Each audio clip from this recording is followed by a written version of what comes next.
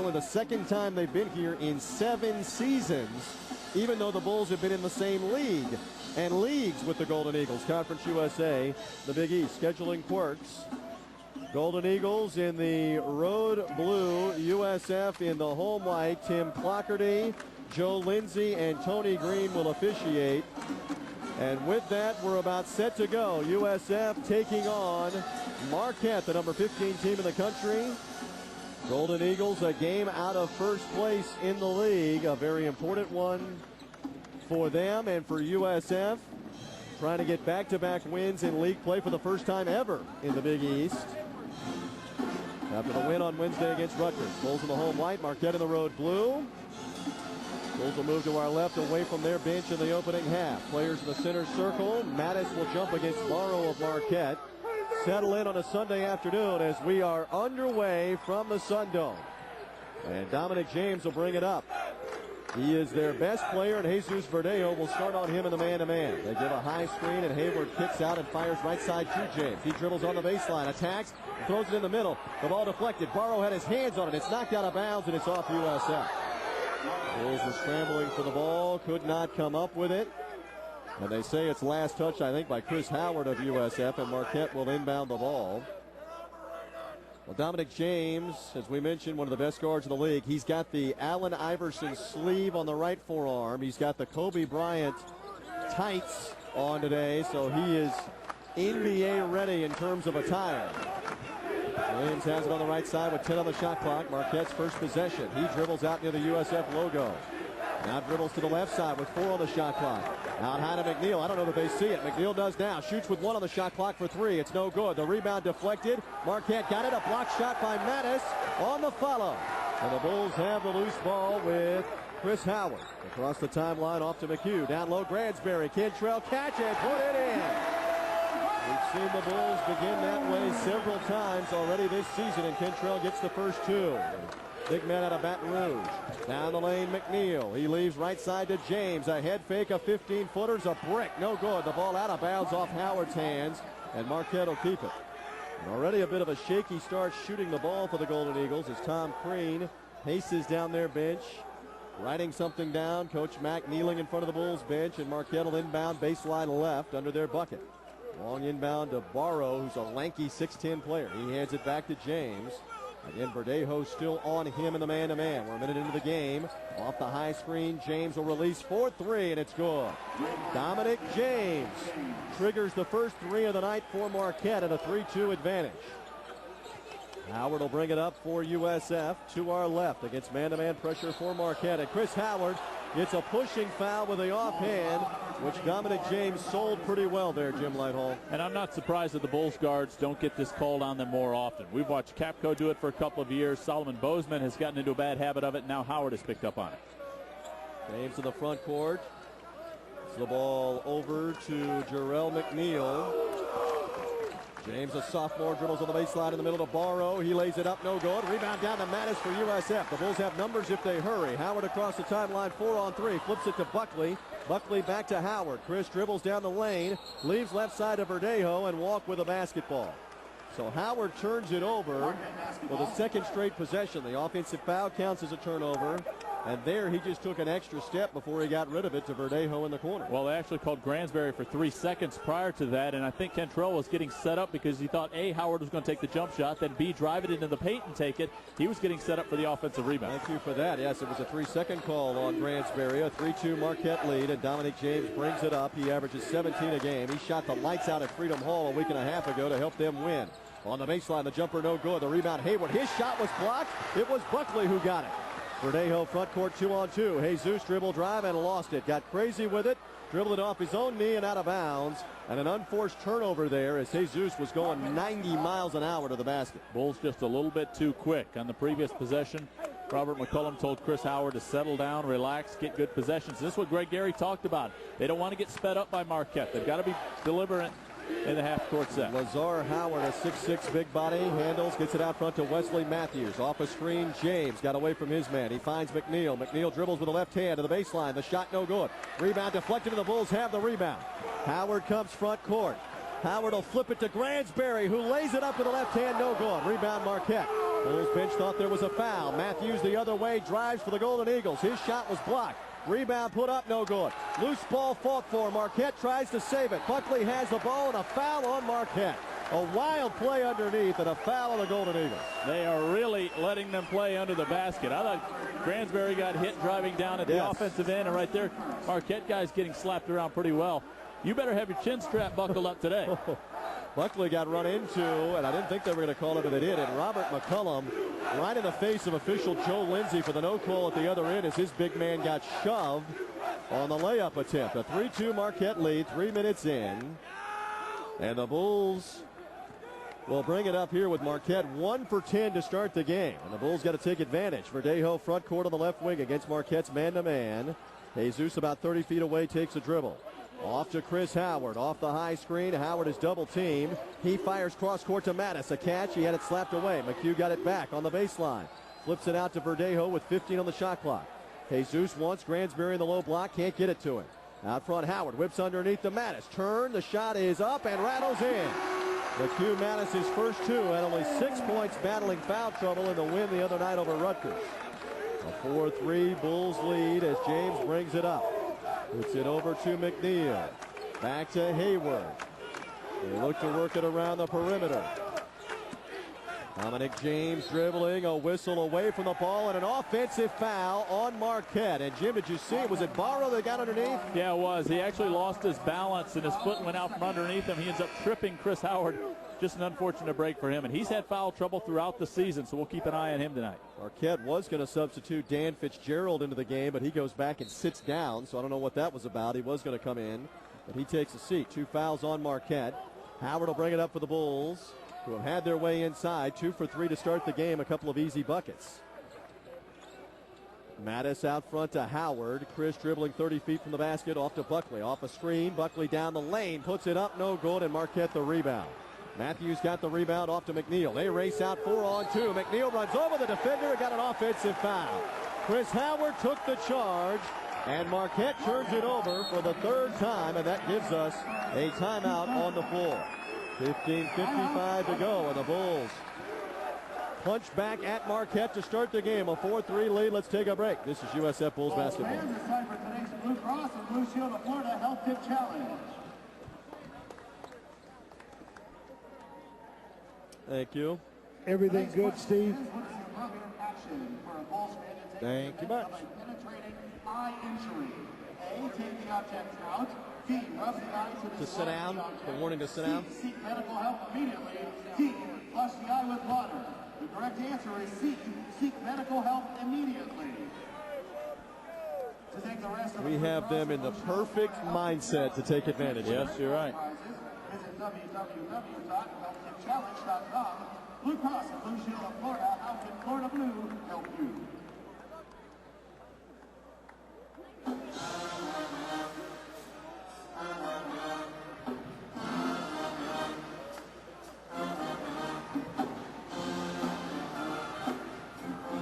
Kentucky by 4, second half.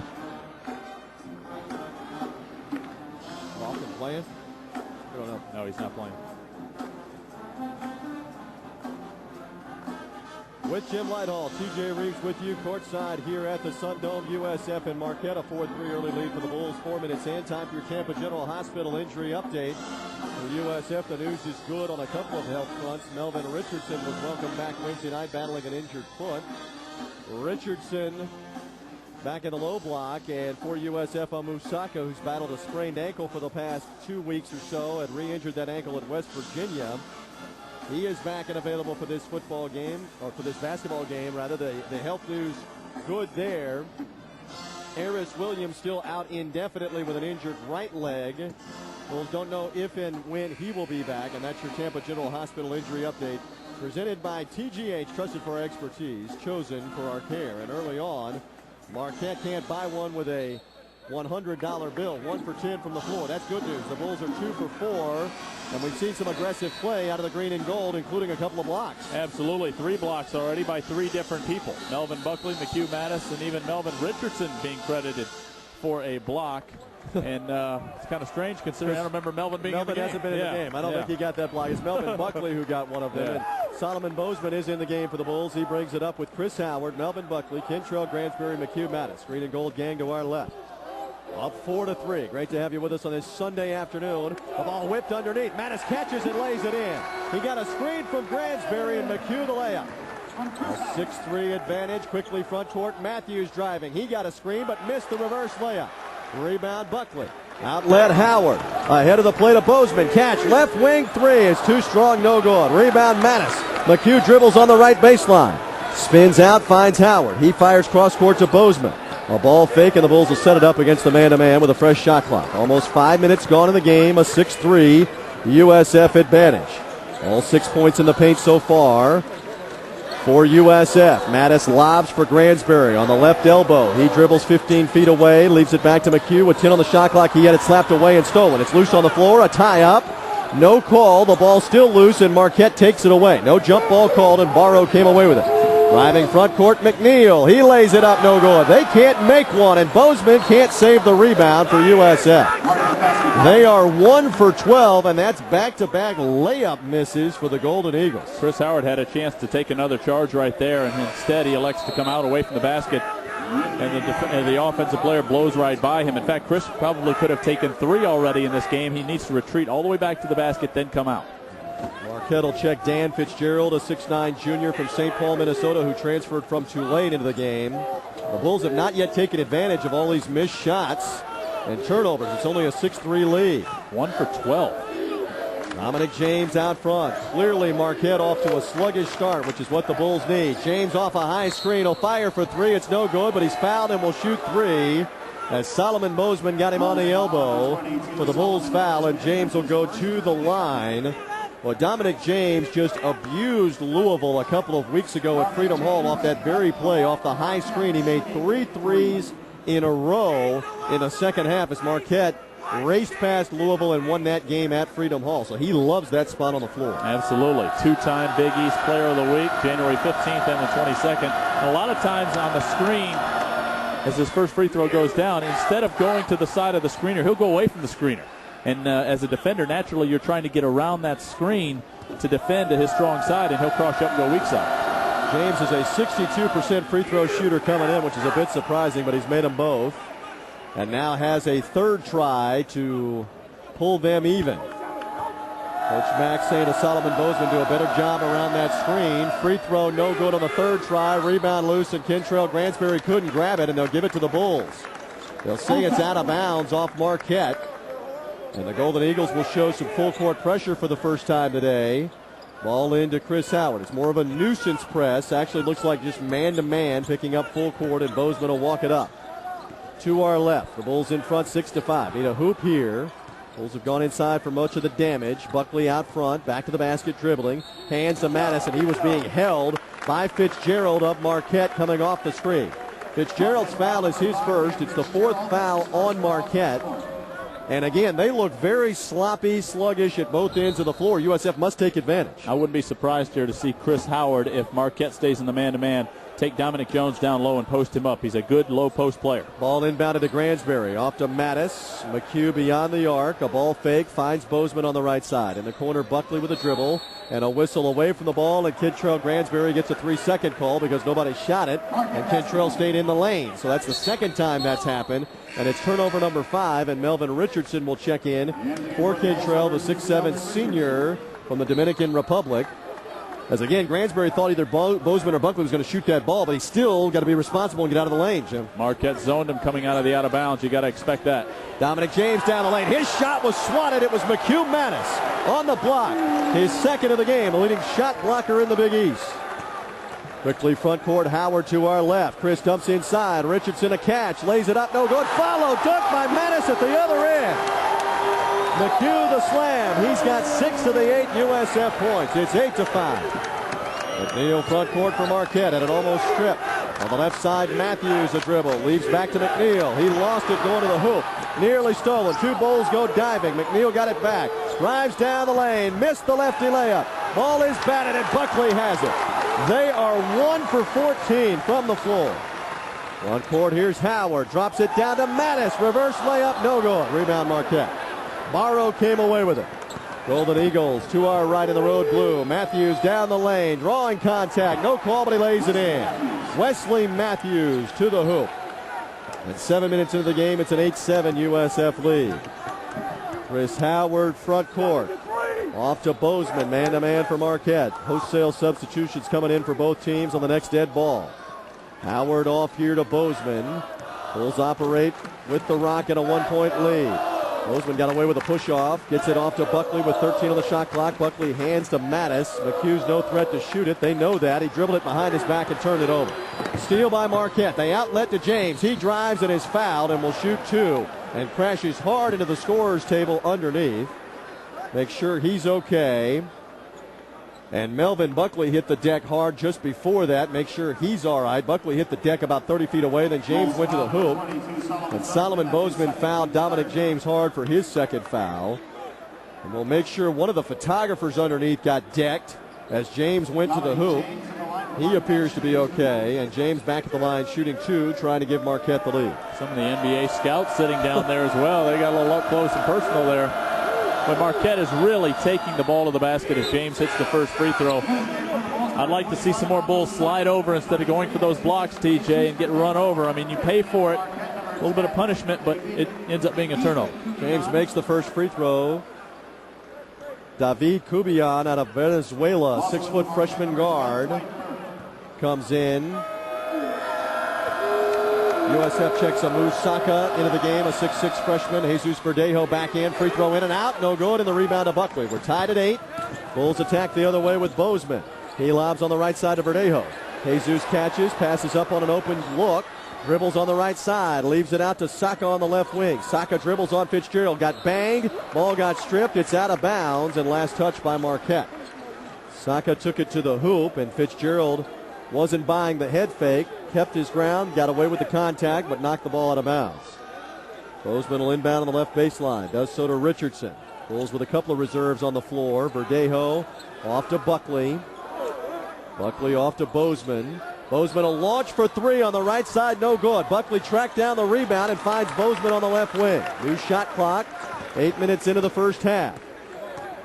Bozeman dribbling, finds Verdejo on the right wing. Jesus looks over the bigger Fitzgerald in the man-to-man. Out front, Buckley. Bulls looking to retake the lead. Led by 3 a moment ago.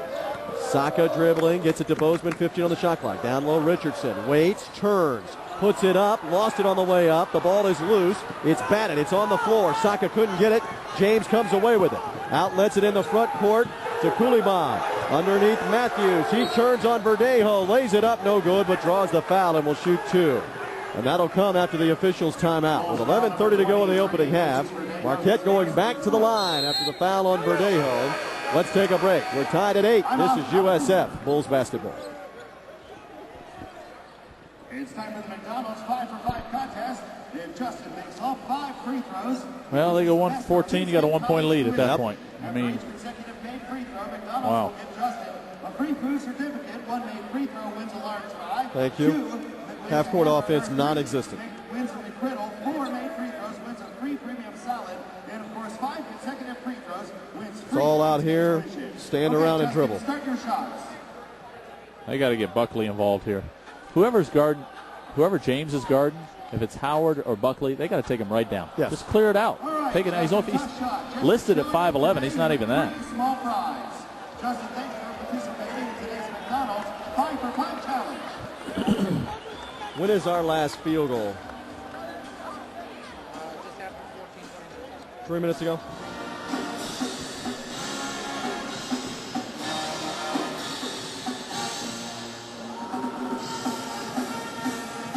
With Jim Whitehall, TJ Reeves with you here at the Sun Dome. Bulls and Marquette tied at 8 on this Sunday afternoon. And Bulls fans, it's time for your USF Health Tip of the Week. Remember, the #1 killer of Americans is heart disease. One of the best ways to keep your heart healthy is to exercise regularly. Even as little as 1 hour per week of walking can lower your risk of a heart attack by 51%. So get going and get fit. That's your sports medicine health tip of the week from Director Eric Porras, Assistant Professor at the USF College of Medicine. Bulls with an 8-2 advantage in the paint. Marquette started the game just 1 for 14 from the floor, but the Bulls could not take advantage on the scoreboard as the game is tied at 8. And the Golden Eagles now having some success going at the basket, drawing some fouls.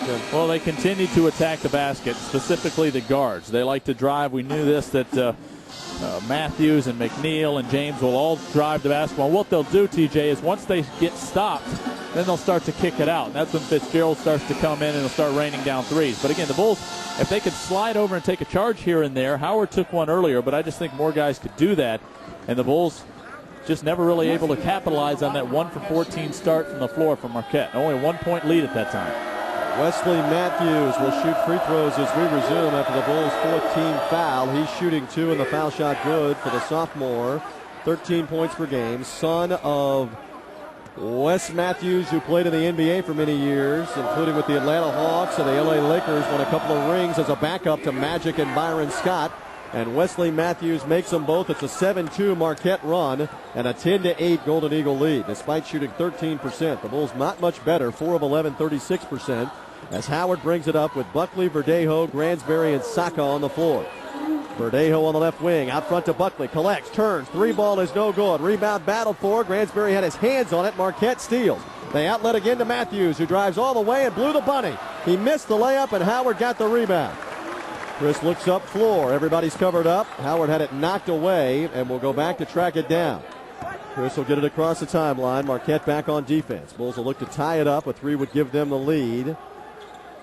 Howard had it knocked away and off his leg out of bounds. And Jim, we talked in the pregame with Coach Mack. We've talked numerous times. You cannot carelessly handle the ball in this league because you're going to kill yourselves by turning it over. And there was a case where Chris is not strong with the ball. It gets slapped from him, and he lost it out of bounds. James isn't even the best guard defender either. McNeil is a guy that's number 2 in the country in steals, so they can all take it away. They average 10 as a team. Kubayan with it out of Venezuela. Gets it on the right side of James, their best scorer. His 3 on the right side is off the mark. The rebound is loose. A whistle and a foul is called. It's a pushing foul on USF on the rebound, and it's a Moose Saka battling underneath, getting his first and the 15th foul on the Bulls. And we go back to something that we talked about on Wednesday night, the inability to drive people out of the lane on defensive rebounding, and Marquette just too close underneath. And a block out. The ball is inbounded here to Dwight Burt, a 6'8 sophomore out of Brooklyn, New York. Burke sets a screen down the lane. Coolibot, his shot was blocked by Saka. Burke got it back. How about a 3-second in the lane call on Burke?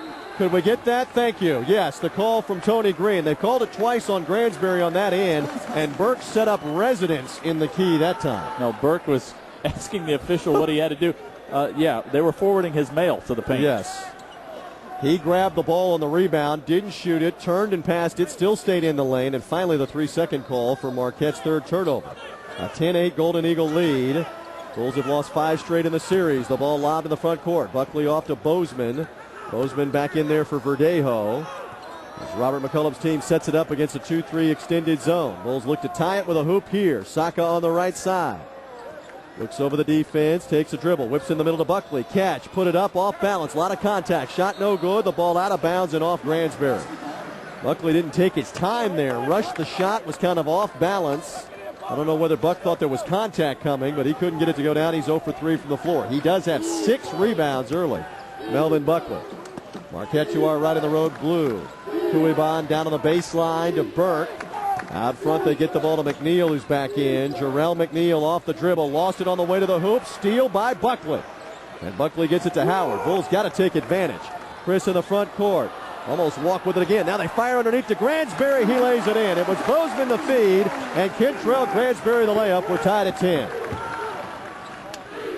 James out front to McNeil. Marquette to our right in the road, blue. Down low, Burke turns on Gransberry. His shot's a boulder. Kentrell the rebound. They are 2 for 19 from the floor. Howard front court. Off the high screen. Looks over the defense. Finds Bozeman. It's man-to-man this trip for Marquette. 11 minutes into the game. Neither team going to win any awards right now offensively, but Marquette in particular is brutal. Saka out front is double teamed, and he's bumped and fouled. Foul is called on Burke, the big man bodying Saka. Marquette will check 3 players back in. Matthews, Howard, and Barrow, 3 of their starters. Bulls will get it into play here. And for USF, Bozeman will inbound the basketball to Howard. Howard out front, picks up his dribble, fires in the middle to Gransberry. Kentrell turns, lowers the shoulder, and got an offensive foul. And that was because of lowering the shoulder. That's his first. If he just goes at the basket and the defender flops, they're not going to give him that call, the defender I'm talking about. But because Kentrell ducked the shoulder down, that's what gives the official the green light. Kentrell objecting, and the official looked right in his face and told him to stop it. You don't see Kentrell do that very much. Matthews front court out to McNeil. They're arresting Dominic James at the moment. Kubian out to McNeil in the right corner. They fired underneath to Barrow at 6'10". He almost walked with it, missed the shot. Rebound, Gransberry for USF. Kentrell's third rebound of the game. Front court, Chris Howard dribbles off the high screen to our left. Howard down to the baseline, leaves it to Bozeman. He shoots from 10. It's an air ball that missed everything. Rebound loose. Marquette couldn't handle it. It's out of bounds, and USF will get it on the sideline.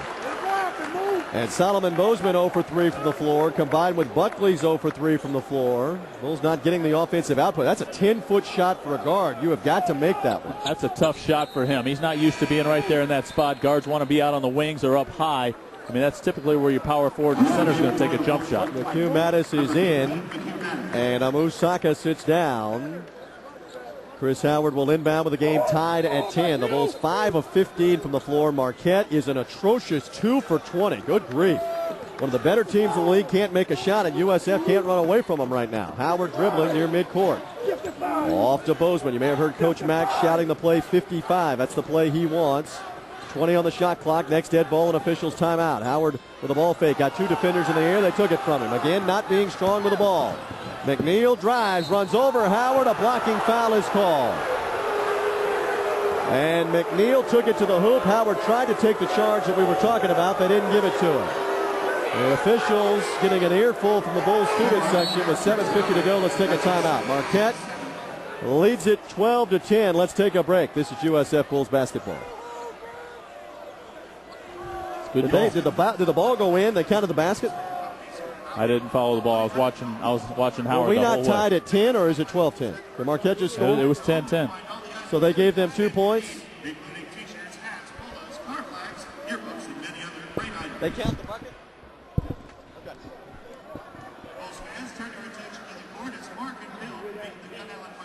Huh? Yes. What is that? Canes. Thank you.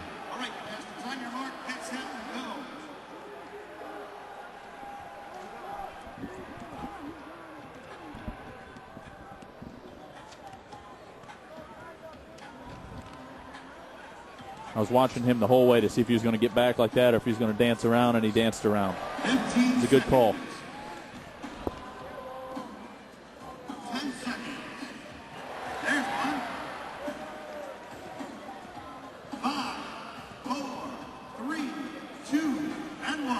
Time's up.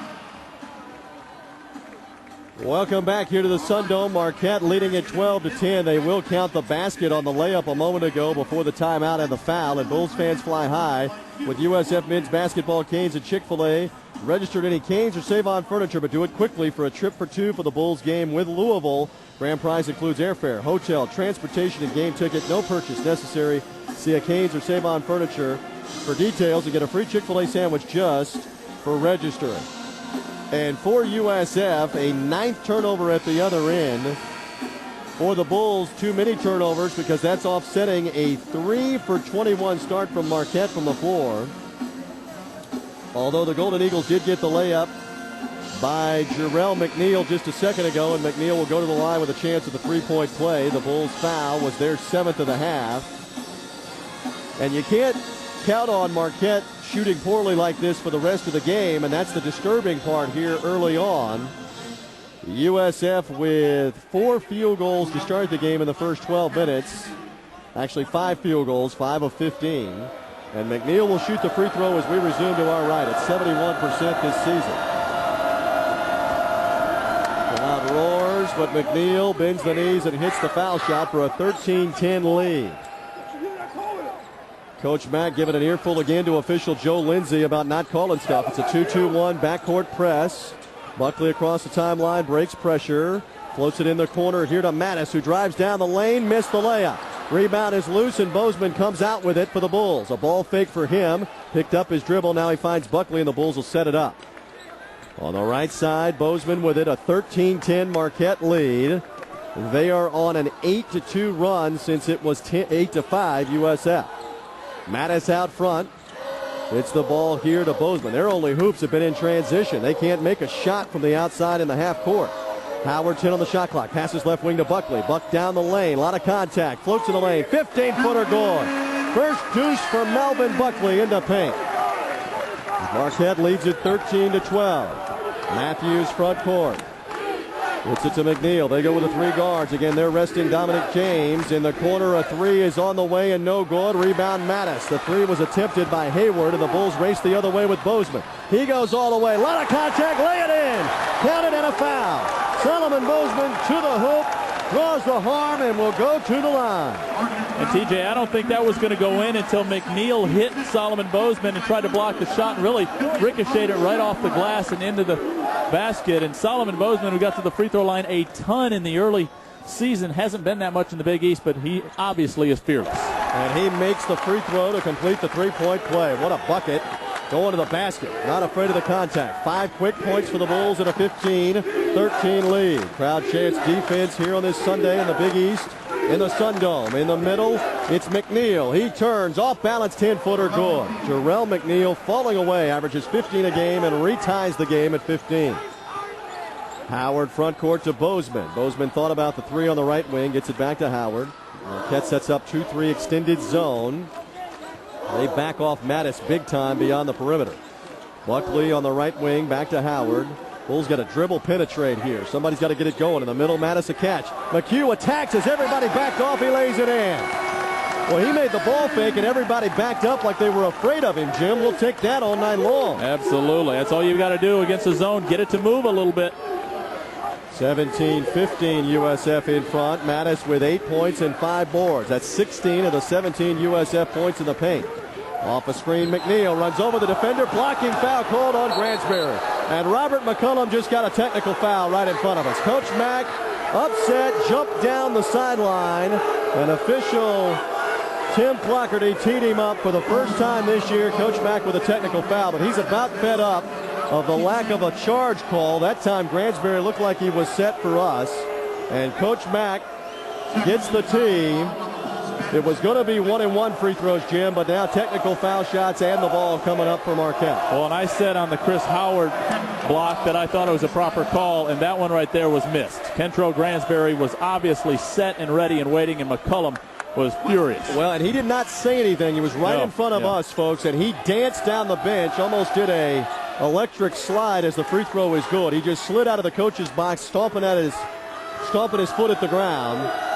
And the tee was called. Matthews makes the first and the second on the technical free throws, and now we'll shoot 1-and-1 here in this instance, I believe. Tee is complete, and Wesley Matthews will shoot the 1-and-1 free throws. And Coach Mack just said to Clockerty, "That's terrible," and just said, "You know it. Got to be careful, Coach. You don't want to go to the locker room here." One technical already. A second one, he would go away. And Matthews will shoot a 1-and-1 free throw to try to retake the lead from Marquette, and the foul shot is good. And Wesley Matthews is 5 for 5 at the line. Coach Mack still giving Tim Clockerty an earful. And he's upset too. I just heard him say we've only been to the line one time and the lack of contact. And meanwhile, Matthews made all 4 free throws, including the technical foul shots. 19-17. Let's see if the tee fires up the Bulls. That's not why he was trying to get it. I don't even know that he was trying to get it. It was not his motivation. Richardson back in the game, catches out front with 5.5 to go in the first half. Richardson on the right side to Buckley. Melvin step back three with a hand in his face is no good. And Marquette the rebound with Dominic James. He's back in and racing front court to our right. James going all the way down the lane, runs over a defender, and this time they get the offensive foul. It's Bozeman who took the charge. James got the foul. Going to the hoop. And there's a case where the lobbying pays off. Well, it's there all day, TJ. It can be anybody coming up from that backside help. Just slide over in front. All the guards for Marquette are going to the basket. First foul on James. It's their 17th foul. Incredibly, they're 4 for 23 from the floor, yet lead the game 19-17. 4 of 23. They were 1 for their first 14. Howard, Mattis, Buckley, Bozeman, Richardson, the 5 on the floor for Coach Max Prue. Bozeman on the left wing against the man-to-man, dribbles, retreats, still dribbling on the left wing. Crossover dribble on Coulibaly, leaves it here to Buckley. Buckley dribbling down the lane, attacks down the lane, put it up and in. Strong move from Melvin Buckley to retie the game at 19. Buck with 4 to go along with 6 rebounds. Golden Eagles the other way with 4.5 to play. Low-scoring game. Dominic James left wing, and the Bulls look like they're going extended zone. 3-2 zone. In the right corner, it's Matthews to Coulibaly. Now they work it in the left corner to Fitzgerald. Big man for 3. It's good. Dan Fitzgerald has made 42% of his threes this season at 6'8", and he makes that one to retake the lead for Marquette. Howard dumping down low. A bad pass is stolen away. Now Bozeman almost took it and did at midcourt. Bulls have numbers the other way. Bozeman dribbling, lobbing, alley-oop, dunk for Q Mattis. Mattis thunders it down with 2 hands. 22-21. Here comes the crowd. Marquette by 1. Coulibaly fires for 3. A left wing 3 is good. They weren't going to miss him forever, folks. Coulibaly makes the 3-point shot. And it's 25-21 Marquette, and that silences the crowd as the Bulls were looking to get something going. Howard in the front court after the alley-oop lob in transition. Left side Bozeman right in front of the Marquette bench. Tom Crean, their coach, pacing. Next dead ball, a media timeout, a lazy pass stolen by James. He goes the other way, reverse dunk. How many more soft passes are the Bulls going to throw? Timeout by Coach Mack. It's 27-21 Marquette. Turnover number 11. And Dominic James, the steal, going to the other end. Got to take care of the ball a whole lot better than what we're seeing Jim Lighthall. And Marquette, who opened 2 of 20, has now hit 5 of their last 6. It's a 12-4 scoring run. And again, you just have to capitalize whenever a team doesn't shoot the ball very well. And the Bulls continue to give it away, TJ. Double-digit turnovers in the first half has been an Achilles heel for this team all season. Well, and you hate to single out one guy, but Jesus Verdeo gets set to check in. But Chris Howard clearly, for whatever reason today, is off his game. He turned it over again a moment ago. That's at least 4 turnovers for him in this first half. And he's been careless with the basketball a couple of times, having it knocked from him or bad passes. Threw a bad pass a moment ago. Solomon Bozeman then threw a bad lead pass for Howard that got picked off. And now Marquette comes to life and makes 3 field goals in a row. 2 threes and a dunking layup from Dominic James to take a 6-point lead. We're hoping that they have not fully snapped out of it, but that's a good sign for the Golden Eagles. Verdejo is in for Howard with Bozeman, Mattis, Richardson, and Melvin Buckley on the floor. Bulls need a hoop at the other end. They're resting Gransberry at the moment. Next dead ball is an official's timeout. And there's a question at the scorer's table here about something I think having to do with a substitution. I'm not sure what it is. We're waiting to see what it is. Coach, they got a Marquette player that I don't think has checked in. All right, the confusion here is that Melvin Richardson, I don't think, checked into the game during the timeout huddle. You have a certain amount of time that you have to go check in, and the scorers are saying that he did not check in, so Melvin is not allowed in the game. Official Joe Lindsay is explaining that.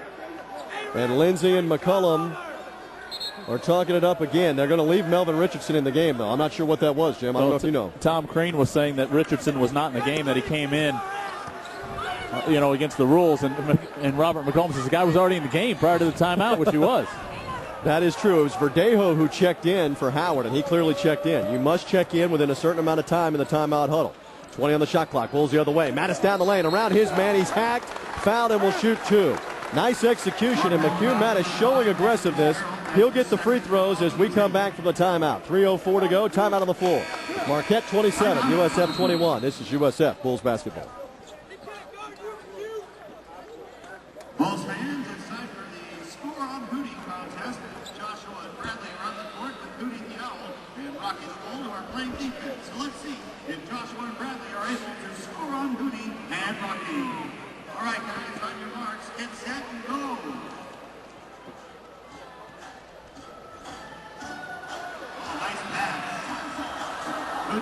Yes, sir.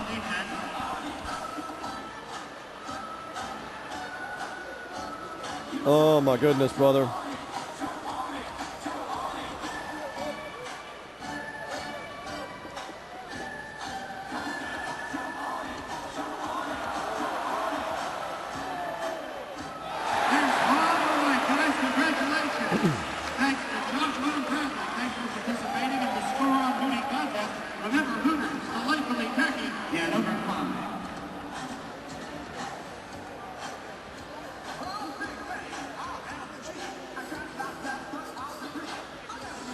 With 3:04 to go in our opening half, welcome back to matinee basketball on this Sunday afternoon in the Big East, the only scheduled meeting of the year, USF and Marquette. The Golden Eagles have won the last 5 matchups over the years with the Bulls. The Bulls trying to snap that streak here, trail 27-21. Bulls fans, a reminder, the home of the USF Bull Session with head coach Robert McCullum is Zimbo's Bull Ring. Zimbo's at Fowler and Nebraska, right near the campus, just off the I-275 exit on Fowler Avenue. Good food, good times, and the coach is there taking your calls. We'll recap this game. We'll look ahead to Notre Dame, who's here next Saturday night in the Sun Dome for USF. And the Fighting Irish, that's at Zimbo's Bull Ring Thursday night at 7 here on the Bulls Network. Bulls shooting 46%, 10 of 22. Marquette has improved at 7 of 26, 27%. They were 4 for 23, have now made 3 shots in a row, including a couple of threes. They're 10 of 12 from the line. They've been to the line 12 times. The Bulls only once before McHugh Mattis is about to attempt 2. Senior out of North Lauderdale, Florida, already 10 points, 5 rebounds a game. He's really battled some foul trouble for USF. And Mattis will shoot the free throw here, arcing and good. You know, it's been a weird conference season. We saw, as we mentioned, St. John's beat Notre Dame earlier this week. We saw Providence win at UConn. How about UConn starts the year 2-0, and now they've lost 5 straight in the league. Louisville started the year 0-2. They came back to beat Syracuse last night as the second free throw is no good, and Marquette gets the rebound. So now Louisville is 5-2 in the league after being 0-2. And this Marquette team off to a 5-2 start in the league into the Sun Dome here in what most would believe would be an easy win. Matthews down the baseline, attacks, and McHugh Mattis blocked his shot. Fitzgerald got it back for the Golden Eagles and put it in. Dan Fitzgerald on the offensive rebound makes it 29-22. Buckley, Bozeman, Mattis, Richardson, Verdejo on the floor with 2.5 to go in the opening half. Bulls in the home white to our left. Bozeman across the timeline. Off to Mattis. Mattis with a lazy pass, almost stolen. Verdejo got it on the left wing. Out front to Bozeman. Cuiban on him. David Cuiban out of Venezuela. Here's Mattis off a screen, a whistle and a foul as Mattis went to the hoop. The foul was on the floor before the shot. Let's see who it's on. It's a 1-on-1 situation. I think it's on Fitzgerald running over Solomon Bozeman, and Bozeman, the Bulls' best foul shooter, will go to the line. They called that on the screen, and it's Fitzgerald's 3rd foul, which is important for them. That was a really late whistle. I mean, it was an obvious foul, but I thought it was going to, be passed over by the officials. Fitzgerald will now come out of the game. TJ, I'd like to see Jesus Verdejo get in this game a little bit. I mean, he was the difference on Wednesday night with the 10 first half points. He was aggressive offensively, looking to shoot and score. Right now, he does not have a shot in the game and just 1 rebound. Well, Verdejo is back out there, and Bozeman will shoot the 1-on-1 free throws as he was fouled on that screen. And the free throw is good for the Bulls. Best free throw shooter at 89% coming in. Solomon has now made 113 out of 128. Make it 114 out of 129. 29-24, Marquette leads it, and Bozeman stole it from James in the backcourt. He waits for help, floats left side to Buckley, collects, his 3, ball is good in transition. Melvin Buckley hits the 3. And it's a 2-point Marquette lead at 29-27. It was a 12-4 run earlier by the Golden Eagles, and the Bulls have answered. James out front, and the crowd alive and in the game. Marquette to our right with Wesley Matthews on the left side. Matthews dribbling, gets it to James with 15 on the shot clock. Left side, Cuiban for 3, and it's good for David Cuiban out of Maracaibo, Venezuela. 45% three-point shooter, has made 2 of them now off the bench. 32-27, the Golden Eagles in front. Bozeman with the basketball. Dribbling, to our left. Final 125 of half number one. Mattis hands to Bozeman. Complete recap of this first half. Scores from around the country. Special guest coming up. Buckley turns, fires for three on the right side. It's no good. Rebound Marquette. The outlet to Kuiban, who's been dangerous beyond the arc. He wants it again. Right side three is good. Hand in his face that time, but Kuiban made it anyway. 35-27, the Golden Eagles lead it. Bozeman front court. Picks up his dribble, finds Verdejo. Jesus down the lane, hangs in the lane. The shot is up and in. A lot of contact, no call, but Jesus Verdejo gets his first two. 6-point lead for Marquette. You need a stop here. James out front to Kuiban. Got to get on him. Little guard who played high school ball in New Jersey after being from Venezuela, growing up there. James on the right side, 18 on the shot clock.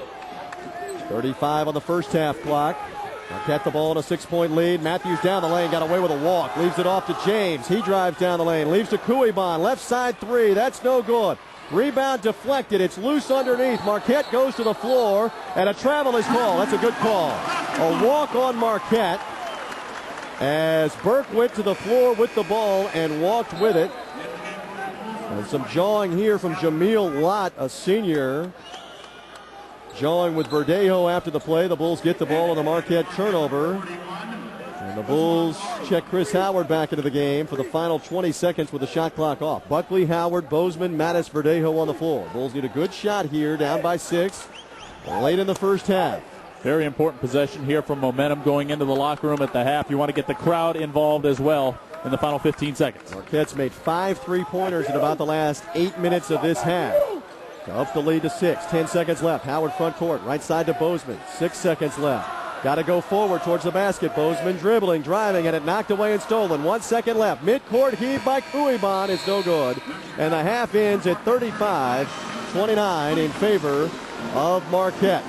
That's the advantage at intermission. We'll come back with the halftime show. Actually, assistant coach Greg Gary will come over and put a headset on here before going to the locker room, with Marquette leading it by 6. And, Coach, the Golden Eagles were struggling to score. They started hitting some three-pointers late in the first half. What do you have to adjust at halftime in the locker room to stop them on the three? Well, we got to know number 10 is their best three-point shooter. It's in the scouting report. We better know that, and we got to understand when he hits his first one, you really got to get him on his second one. And Fitzgerald the same way. And we know those other guys are streaky, but they're going to get in the hole first, dribble, drive you, and kick it out to their shooters, and we did a poor job. You can't make those kind of mental mistakes against a top 15 team like Marquette is. Coach, you were talking in the pregame about how you don't want to get sped up by Marquette. It seems like that's what they did a little bit, force some turnovers on you. Right, they did. I mean, I think we had 11. Last time I looked, 11 or 12 turnovers, and that's just, again, against a quality opponent like Marquette. You got to take care of the ball. You can't give them extra chances, especially when their guards are so good. Coach, we'll let you get in the locker room. Good luck the second half. Thanks. There is assistant coach Greg Gary. 35-29, Marquette at halftime. Jim Lighthall back with your halftime show. That's next. This is USF Bulls basketball. We've got Ron sitting in section D1 and John in section H1. They're on the board competing for their sections with cell phone holders, as well as a chance to win a $1,000 scholarship to the USF first ball game on February 17th. Contestants, you have 30 seconds to make as many shots as possible. So on your marks, get set, and go.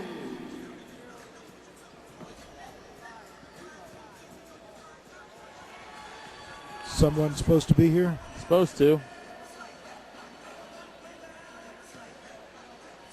I don't see him.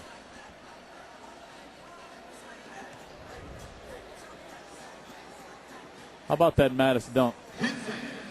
I'll do scoreboard here. And 5, 4, 3, 2, and 1. Hands up. You see Barry? He was sitting directly across from me. I don't see him now. All right, looks like we have a winner. It's going to be John in such lucky section H1 with ABC Action News cell phone holders.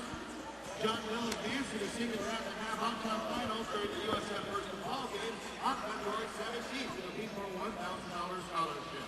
Singular is now the new AT&T. Your world delivers.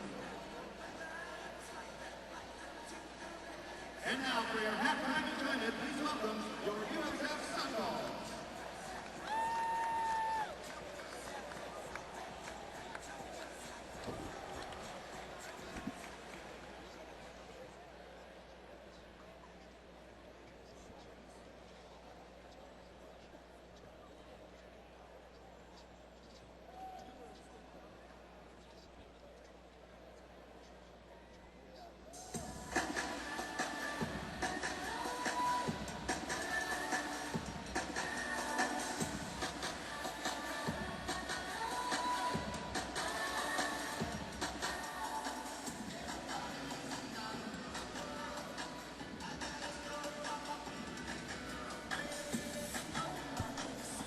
How about that follow dunk by McHugh Mattis? Cut the lead down to 22-21. The Bulls have actually led in this game on 3 separate occasions, but now trail Marquette 35-29 at the half. We welcome you back to the Sun Dome, and the Golden Eagles have had a lead of 8 points at one time in this contest. TJ Reeves will be along with stats and highlights from the opening 20 minutes, but let's take a look at some scores from around the country going on right now. First of all, in the Big East, West Virginia 10-0 at home. They're halfway there to making it 11-0, leading 37-26 against DePaul. That is a halftime score. Alex Ruoff has 12 for the Mountaineers. They're shooting 54% from the floor. DePaul, by the way, shooting a blistering 58%, but still trail by 11. First meeting between these two teams since the NIT of 1945. To the top 25, where number 19 Clemson is 15-1 at home. They're trying to hold off Virginia 63-60. Cavaliers have made a game of it here in the last 5 minutes or so. Vernon Hamilton was 16 for the Tigers. They're shooting 52% from the floor. Number 2, Wisconsin with a 10-point lead at Iowa, 53-43. 3 minutes left to play there. Orlando Tucker has 23 for the Badgers, including 9 of 11 from the floor. The Hawkeyes, who have won 12 straight Big Ten home games, only shooting 31% from the floor. And a game that is going to be starting in just a matter of moments. Number 21, LSU on the road in Athens taking on Georgia. Tigers have lost 2 straight. Bulldogs have lost the last 3 meetings. Coming up also in the 3 o'clock hour, number 24, Virginia Tech on the road at Georgia Tech. Something's going to have to give here. Seth Greenberg's crew has won back-to-back games. Georgia Tech's bunch has won 12 straight at home. Coming up at 5:30 today, Duke riding a 4-game win streak will put their number 10 ranking on the line against BC. And tonight at 8, number 3 UCLA, winners of 4 in a row, will be in Palo Alto to take on Stanford tonight. The Cardinal has won back-to-back games in that ever-competitive Pac-10 conference. More coming up from the halftime show. We'll take a timeout. Bulls are trailing 35-29 at the break. This is USF Basketball.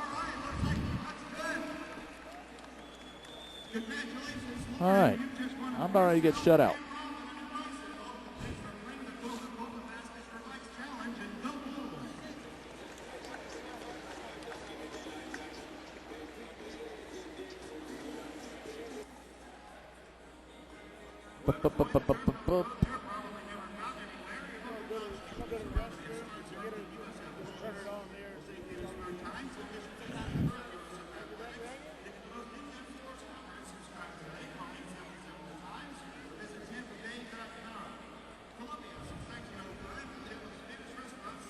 Let's take that one. Let's take that Buckley shot. Yeah.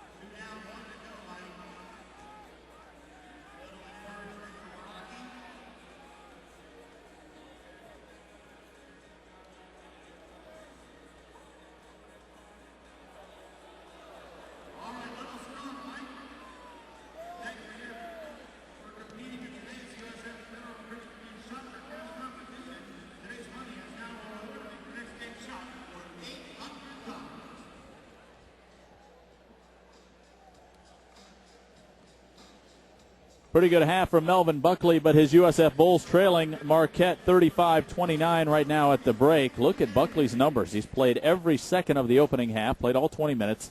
7 points to go along with 6 rebounds, only 3 of 8 from the floor and 1 of 4 from beyond the arc. But you can tack on a couple of blocks for Buckley as well. In fact, the Bulls have 6 blocks total. TJ Reeves will be along to take a look at all of the team numbers, but let's dive into some of these individual numbers in the first half. As mentioned, Buckley had 7, but McHugh Mattis is a leading scorer in the game. He has 11 on 5 of 7 shooting. He played 17 minutes in the first half. Also had 3 blocks and an assist to go along with 5 rebounds. Kentrell Gransberry's been rather quiet. He had a couple of fouls, which sent him to the bench. Only played 12 minutes in the first half. Did go 2 of 3 from the floor. Only 2 rebounds, so 4 points and 3 turnovers for Gransberry. He got the first bucket of the game, by the way, and with a little layup, and has really been ineffective since then. Jesus Verdejo has played 9 minutes for the Bulls, has just 2 points, 1 of 1 from the floor to go along with 1 rebound and 1 turnover.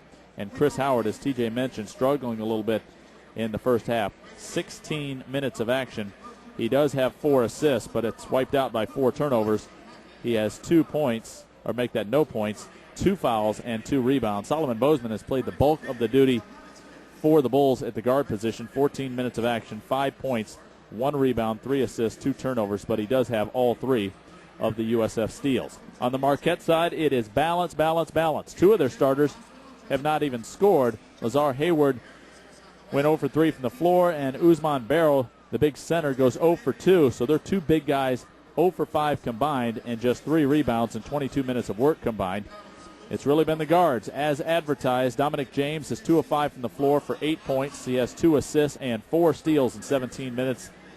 Jarrell McNeil, 2 of 7 from the floor, has a total of 5 points, a couple of fouls, and 2 turnovers. And Wesley Matthews had 8 points in the opening half, 3 rebounds. He has 6 of 6 from the stripe. TJ Reeves will be on board next to take a look at all of your team numbers. That's coming up in just a moment. Bulls are down 35-29 at the break to the number 15 team in the country, the Marquette Golden Eagles. We'll come back to the Sun Dome in just a moment. This is USF Basketball.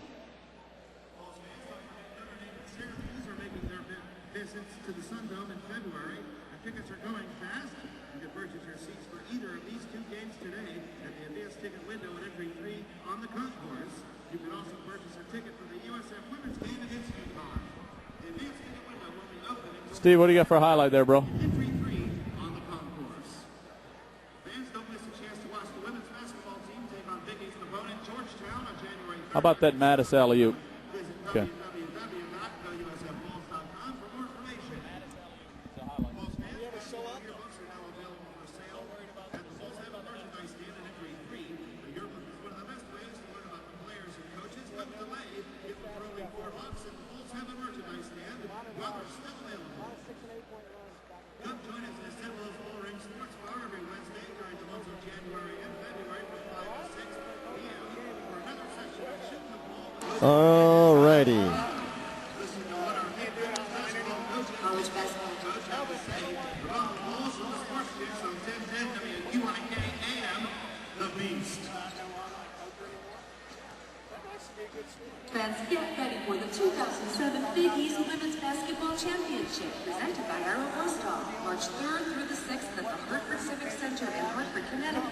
See 12 of the top Big East women's basketball teams battle for the Big East Championship Tournament title. Ticket packages. This is funny. For all sessions. For tickets and more information, call 860-525-4500. That's 860-525-4500, or log on to Ticketmaster.com. College basketball fans, get ready for the 2007 Big East Women's Basketball Championship, presented by Arrow Postal, March 3rd through the 6th at the Hartford Civic Center in Hartford, Connecticut. See 12 of the top Big East women's basketball teams in battle. God almighty.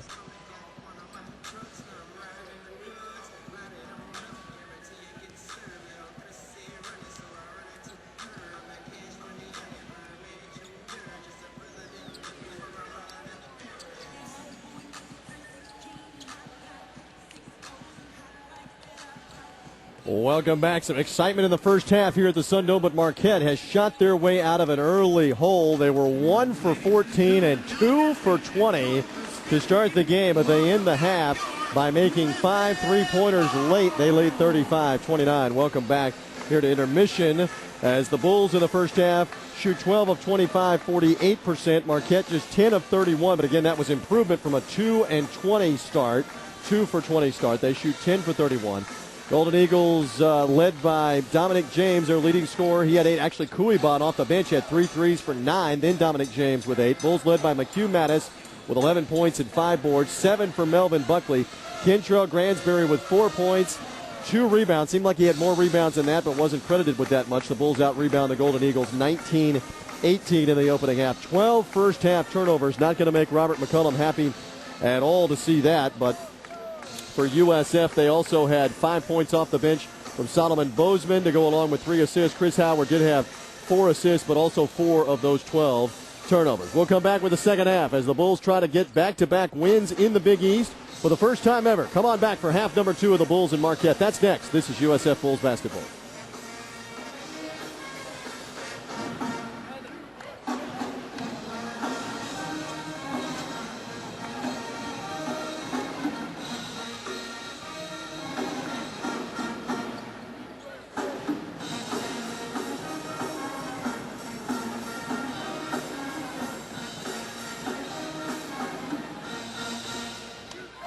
That's fine.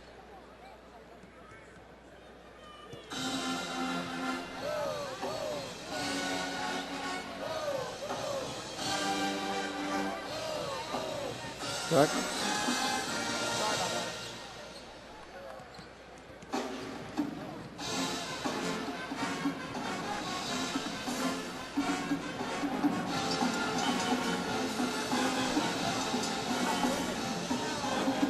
Virginia came back and won. They were down the whole game. Clemson would now be 1-4 in their last 5 games.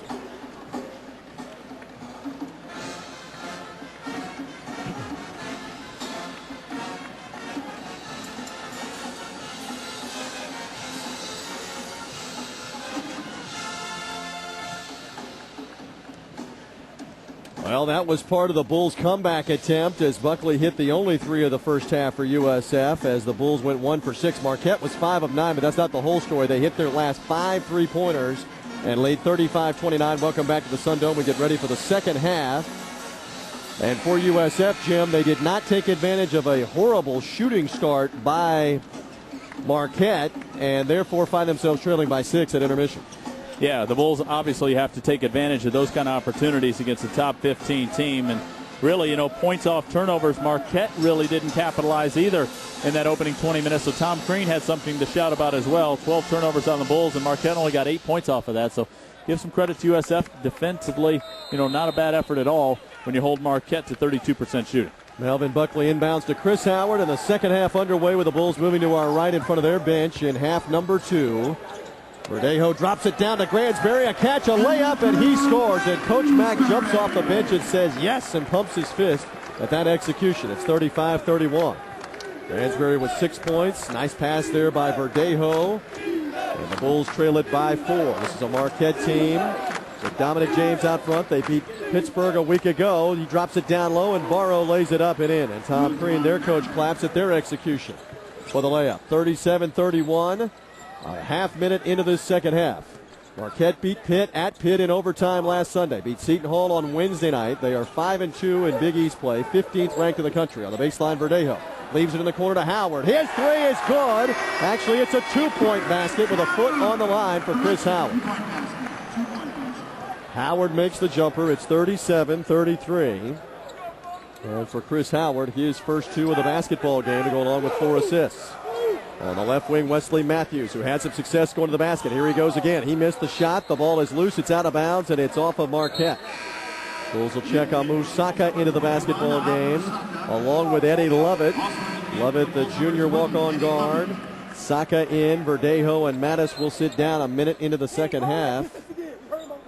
And Marquette will inbound the basketball.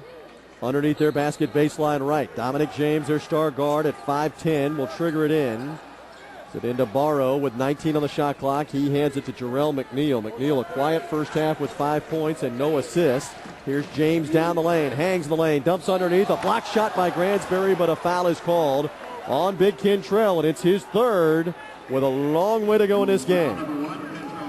And the guards for Marquette right now, TJ, dribble penetration, and what they're doing is they're drawing the big people up for USF in the dump-off. We've seen it with Barrow earlier, now Hayward this time, and Dominic James is coming up limping. He might have knocked knees there with somebody. Lazar Hayward, meanwhile, will shoot the free throws, 2 of them after the 3rd foul on Gransberry. Bulls cannot afford to have the big man in foul trouble. The foul shot is good, and Marquette 11 of 13 on the day.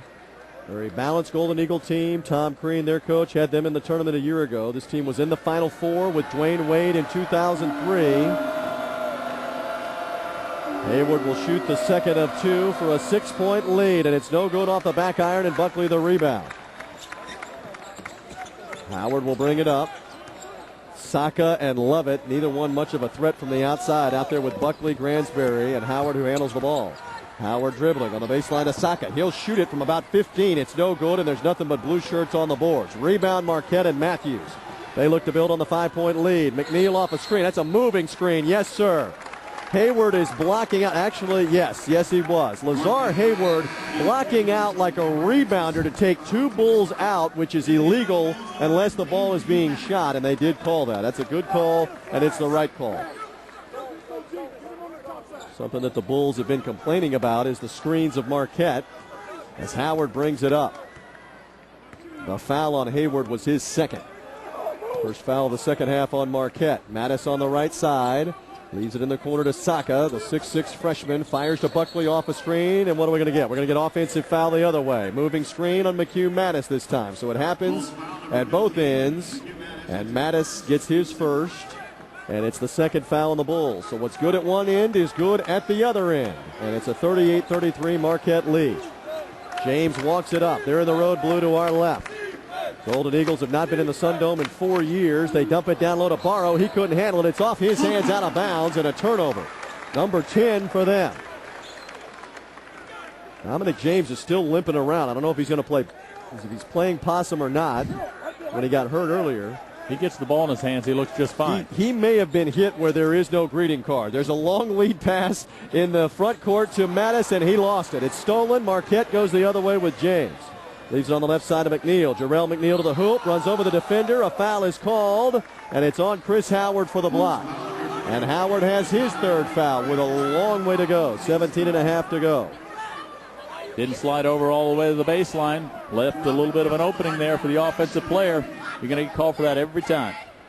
Solomon Bozeman will check in after the free throw from Jarrell McNeil out of Chicago. Paul has always done a great job of recruiting the city of Chicago, and Tom Crean has continued that tradition that started with Al McGuire. Free throw is no good. Bozeman will check in, and Howard sits down. I'll tell you what, TJ, the door is wide open here for Marquette. They're struggling at the line. They're turning the ball over, shooting poorly. What more do you want against a top 20 team with an opportunity to knock them off in your own building? I mean, they are leaving it wide open here. Bulls shooting 50% but have 14 turnovers. And some of the time it's when those turnovers are coming. Second free throw no good, and they let Barrow get the offensive rebound, but Saka stole the outlet. Here's Bozeman front court for USF. Bozeman dribbles, leaves to Saka in the left corner. Marquette back on defense. Down low, Mattis faces. Oh, great move. Got around Barrow, put it up and in. Boy, he left Barrow standing still with a great head fake and layup. McHugh has 13. It's 38-35 Golden Eagles. Dominic James front court off a screen. Leaves it to Hayward. On the left side, it's McNeil dribbling on Buckley. He'll fire for three, and it's good. And I believe that's 6 straight threes going back to the first half for Marquette. We'll double check that. They've now made their last 6 attempts, I think, beyond the arc. It's 41-35. Marquette back in front. McNeil with 8 in the game. And it's different guys shooting the threes, too. Bozeman front court against the man-to-man dribbling. Off to Mattis. Right side, Buckley, a ball fake. Buckley dribbles, pulls it up from 10 and hits. Melvin Buckley with 9 points and 7 rebounds. There's an answer for the Bulls. This game opening up offensively. McNeil on the left wing. They leave him alone briefly off the screen. He dribbles with Bozeman on him. 3.5 gone in the second half. McNeil shakes and bakes. Crossover dribble, hangs in the lane. The shot is off the back iron and in. Jarrell McNeil, who had 22 points and 10 assists the other night against Seton Hall in their win at home, scores there, and the lead remains 6, 43-37. Trading of baskets from both teams as Bozeman dribbles front court. Bulls shooting 53%. Marquette's shooting percentage is coming up. Ball is deflected by Marquette out of bounds by James, and that'll give us an official's timeout. 15:58 to go in the basketball game. Long way to go. Marquette in front, 43-37 from the Sun Dome. This is USF Bulls basketball. Bulls fans, it's time to get on your feet and make some noise. USF cheerleaders are on the court for the Chick-fil-A timeout. Do we have an earlier stat sheet to look at? Yeah, I'm looking right now. I think it's 6 in a row. They since were about 1 the of 8. 3, then 5 of 9. They went 1 of 3. No then way 3 to of know. 6. No, I think they made 4 in a row to end the half. So that's at least 5 in a row. that was 3 in a row. Thank you. And they missed 1 in there somewhere. 4 of 5. All right, looks like Bulls the winner. 5 of the last 7. So. Chick-fil-A, number 35 location, serving you around Tampa Bay. Got a pound Gransbury. Got to get it in there.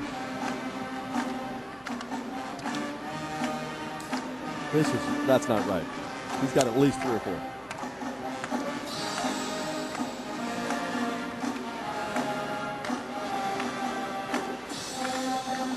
Back here at the Sun Dome, TJ Reeves, Jim Lighthall, courtside. Bulls basketball on this Sunday in the Big East with USF looking for back-to-back wins in the league.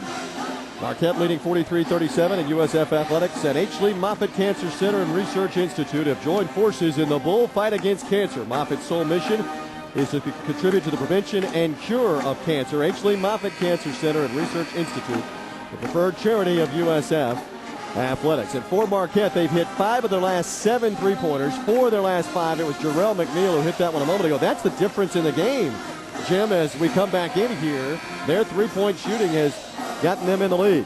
And the Bulls' inability to knock down threes as well, TJ. Just 1 of 6 so far in this game, and only 2 Bulls have even attempted one. Buckley has the lone make, and Solomon Bozeman is 0 of 2. Jesus Verdejo back on the bench. He started the second half. Not much of a contribution from the young man out of Puerto Rico today. Ball inbounded to Gransbury. Bulls to our right. They try the backdoor lob. Mattis a catch. A head fake. McHugh put it up and drew the foul and will shoot 2. The Bulls were trying for the diagram lob, and I think Howard threw it before McHugh Mattis was ready, but he drew the foul anyway and will shoot 2. Borrow the foul, his second for the Golden Eagles. I've been watching that Marquette zone move further and further away from the basket. The Bulls really have to do a job of flattening that back out because their offense continues to start further away from the basket, and that's a good way to start it right there. Run somebody behind that back of the zone and throw an alley-oop. McHugh Mattis at the free throw line. McHugh's free throw is short, no good. The Bulls now 4 of 6 in the game. I believe he has 3 block shots officially in this basketball game, which would give him 85 block shots on the season. That's 5 away from Solomon Jones's 90 block shots last year, which was the second most in school history in a single season. Free throw no good. Mattis got it back, put it up strong through contact and in. McHugh got it to go, and the Bulls are going to get a warning for touching the basketball coming through the basket here. Delay of game warning on USF. Again, if they do that, it'll be a technical foul, doing it a second time. As McHugh touched it, or someone touched it after he went through the basket to stop Marquette from fast breaking. 43-39 is the lead. Mattis again, 85 blocks, 5 away from second most. 108 in a season is Garrett Morris's record. That is in jeopardy. James on the left wing for the Golden Eagles in front of their bench. In the road blue, they leave him alone on a hesitation dribble. His 3 no good. The Bulls don't go get the rebound. It's out of bounds, and it's off Marquette. Got to get those loose balls. 50-50 balls, rebounds, go get them. Those are going to be valuable as this game goes on. And it's amazing that USF continues to lay off the Marquette guards. You know, they're taking those threes as hot as they've been. But again, the book on Marquette is that the guards will beat you to the basket. So you have to respect their driving ability. But traditionally, they don't shoot as well as they've done today. Chris Howard brings it across the timeline. Buckley out there with Verdejo, Gransbury, and Mattis. Jesus with a bigger Fitzgerald on him. Takes him off the dribble. Drives towards the paint. Jesus lost it. Steal. Marquette has it. Jesus got it back. He stripped it away. It's loose on the floor. Gransbury picks it up and hands it to Howard. Here's a lob down low, and Mattis can't catch it. Another turnover, and Marquette the other way. McNeil will drive all the way. Flip it down to Barrow. He puts it up and in. Boy, and Gransbury left his feet and could have gotten foul number 4 there. 45-39. Bulls with 2 more turnovers just that quick, have 16 in the game. Verdejo turned it over, and then Howard threw another bad pass over the top of McHugh Mattis. Jesus gets it down to Howard, backing down on the smaller Cooey Bond, scores in the lane and draws the foul from the low post. Chris Howard in the paint and will go to the line. That's what I was calling for earlier in the game, but again, Marquette has played so much zone lately that the Bulls couldn't exploit that matchup. But when Chris Howard gets down on the low post at 6'3", 200, there's not a lot of point guards in the league that can defend him down there. Howard to the free throw line where he is 53% this season. Chris had 10 points and 4 assists the other night against Rutgers. Can make it a 3-point game. Foul shot is too strong, in and out, no good. Mattis the rebound, and McHugh got held and fouled. Try to go back up with it. Will they call it in the act of shooting? Let's see. Foul is on Barrow, and that's a big one because it's his third. With 14 and a half to play, they will not call McHugh in the act of shooting, and big Dwight Burke will check in for the Golden Eagles. Bulls will inbound on the baseline. It's into Mattis, off to Verdejo. 2-3 zone on the inbound by Marquette. Down low, Gransberry a catch. His reverse layup, no good. Kentrell tipped it to himself. He got it stripped on the third try, and he's fouled. Gransberry will go to the stripe as Kentrell got the rebound underneath. Tried to do that little reverse move. I think he had more real estate on the first side than he thought. Tried to make a fancy shot, but again, he always stays with any shot until it goes actually through the netting. A 24-21 rebounding edge. The Bulls right in this game. Down by 4, and big Kentrell Gransberry to the line. The Bulls just 4 of 8 at the stripe. Got to take your time here for the big fella. 52% on the season. Shot him decently the other night against Rutgers, and this free throw is good. And decently meaning he was 5 for 7 from the line. And he can make it a 2-point game. Can Kentrell Gransberry. 7 points and 3 rebounds at this juncture for the 6'9", 275-pound kid out of Baton Rouge. And he takes his time here, spins the ball. Free throw too strong. That one came out of his hand goofy there as he spun the ball. He changed his routine up a little bit there, Jim. It's 45-42. Marquette the other way. They look to double team Kuibon, and he gets it to McNeil. Back to Kuibon on the right side. The Bulls 2-3 extended zone, I think. It may actually be man-to-man here. It is man-to-man. Burke gets it on the left wing to McNeil. Got away with a moving screen. McNeil got caught in the air. Leaves to Kuibon. His three is no good. Rebound battle for. Big scramble for it. Down low, Matthews' shot was blocked. It was Mattis who got the block. Front court, Verdejo had it stripped away, and it's out of bounds off Marquette.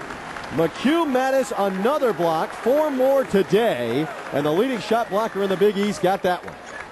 Quick inbound. Verdejo catch. He attacks. He is fouled and will shoot 2. Blocking foul on Marquette and McNeil on the left baseline. Nice heads-up play by Chris Howard right there because Marquette wasn't paying any attention. He quickly went to Verdejo, who attacked the basket. TJ back at the other end. Matthews knew that McHugh Mattis was waiting there, even pump fake, tried to get him off the floor. He figured, what the heck, I might as well go up with it and take my chances. He ate it. Verdejo at the line, and the free throw good for Jesus. Transferred from Arizona, just became eligible after the first semester back in Vegas. Verdejo 59% on the season. Jesus with 3 in the game, and a second of 2 is good. 45-44, Marquette leads.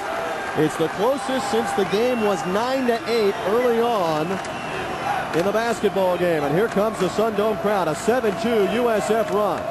Barrow front court 6'10" on the right side. Backs on Gransberry. Got to be careful, Kentrell. Barrow leans in, a reach in, and a foul on USF. I think Gransberry did nothing to get the foul, and the foul is on Mattis for the reach, his second. Wow, sometimes you just got to let your big fella take care of business down there on his own, and McHugh Mattis reaching in really for no reason whatsoever. Gransberry had him sealed out of there. Ousmane Barrow will go to the free throw line after the reach-in foul. Big man out of Chicago shoots the first of 2, and that's good. And they've done well at the line today at 12 of 17. Barrow is 64% from the stripe, 4 double-doubles on the year. He's from Senegal, played high school ball at Julian High School in Chicago. Trying to give Marquette a 3-point lead with 13 and a half to play in the game. Free throw, short, no good. Rebound, McHugh Mattis. He's having a monster game. 15 points, 8 boards, 4 blocks for McHugh, and a long way to go. Front court, Verdejo. He has it on the left wing against the zone. Out front to Howard. The Bulls set it up. Jesus left side. Catch. Loads up the 3. Hand in his face. It's gone! Jesus Verdejo's 3 gives the Bulls the lead. 47-46. A left wing 3. His first of the basketball game. Out front, Matthews for Marquette. They look to retake it. Kuibon out front off a moving screen again. They don't call it. They dump down low to Barrow.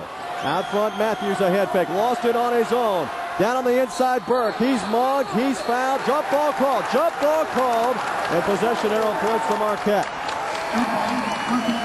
Golden Eagles will check Dominic James back in. And the pace of this game, the intensity of this game has picked up. Melvin Richardson will check in for the Bulls for Gransberry. Aggressive play there on the inside. How about Verdejo handed his face at the other end, Jim? Well, absolutely. And really, I saw a great thing there out of Melvin Buckley as he told his teammates, let's not get caught up here in the emotion of the game. We got a long way to go, and he was pointing to his head. And Robert McCullum telling the officials about the shot clock needed to be reset back to 14. They are going to put it at 14. I looked up and it said 15 on it when the ball was loose, and they called a jump ball, so it's the same shot clock with 14 on it. Marquette will inbound on the right baseline. The Bulls really playing some intense defense. Here's James back in, smacks into Richardson, dumps down low to Barrow. He's underneath, head fake. Mattis got another block shot. Marquette got it back. They drop inside to Burke, off to Barrow. His layup is good. Finally, they're able to get one to go down. McHugh Mattis with 5 more blocks today, but Marquette stayed with it. 48-47, they lead it. What a battle that has ensued in this second half. And the ball is deflected and knocked out of bounds right in front of us by McNeil, and USF will inbound. So the Bulls will get it in on the sideline as McNeil almost stole it. Back and forth here on the seesaw, and McHugh Mattis will trigger it in. Stat monitor appears to be okay. The ball bashed it. Tough monitors here at the Sun Dome as Mattis will get it in. Off here to Howard. Howard looks over the defense off the screen, and a whistle and a foul called on Marquette, and Burke with the shove. And that's going to be 1-and-1 free throws as Marquette is over the limit here in this half. Chris Howard really sold that as well. Burke barely touched him, but I love that mentality out of a point guard. Any way possible.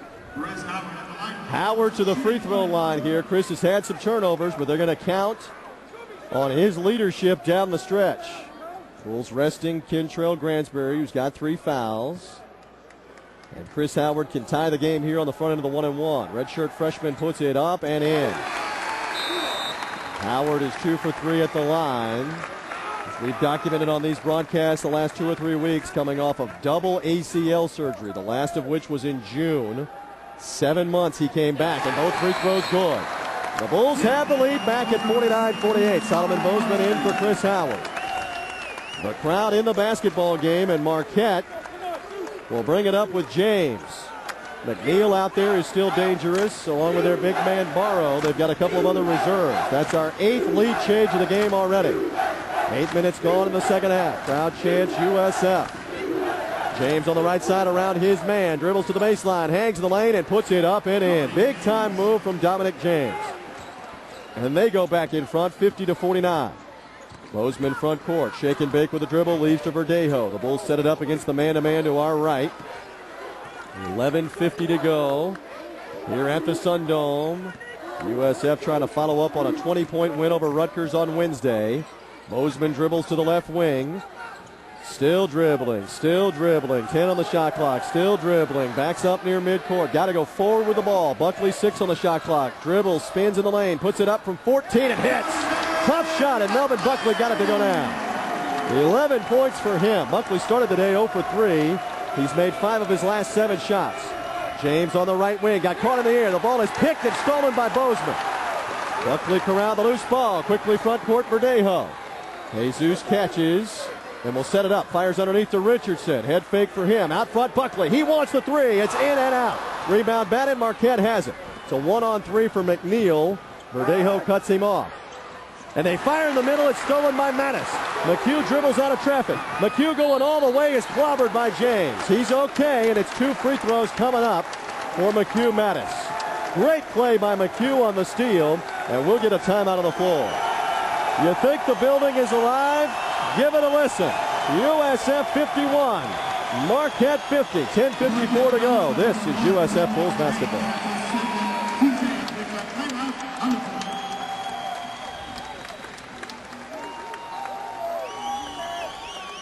I wasn't even looking when that ball came through. I was writing down something, and I heard the bang. He batted it over here because he came in between and he smacked it and flew. It could have hit me right in the head. I wouldn't have known it. I couldn't catch it because it hit the monitor first. I wasn't quick enough. You know what? They're keeping the turnovers down here in the second half. That's why they're staying in this. Yes, sir.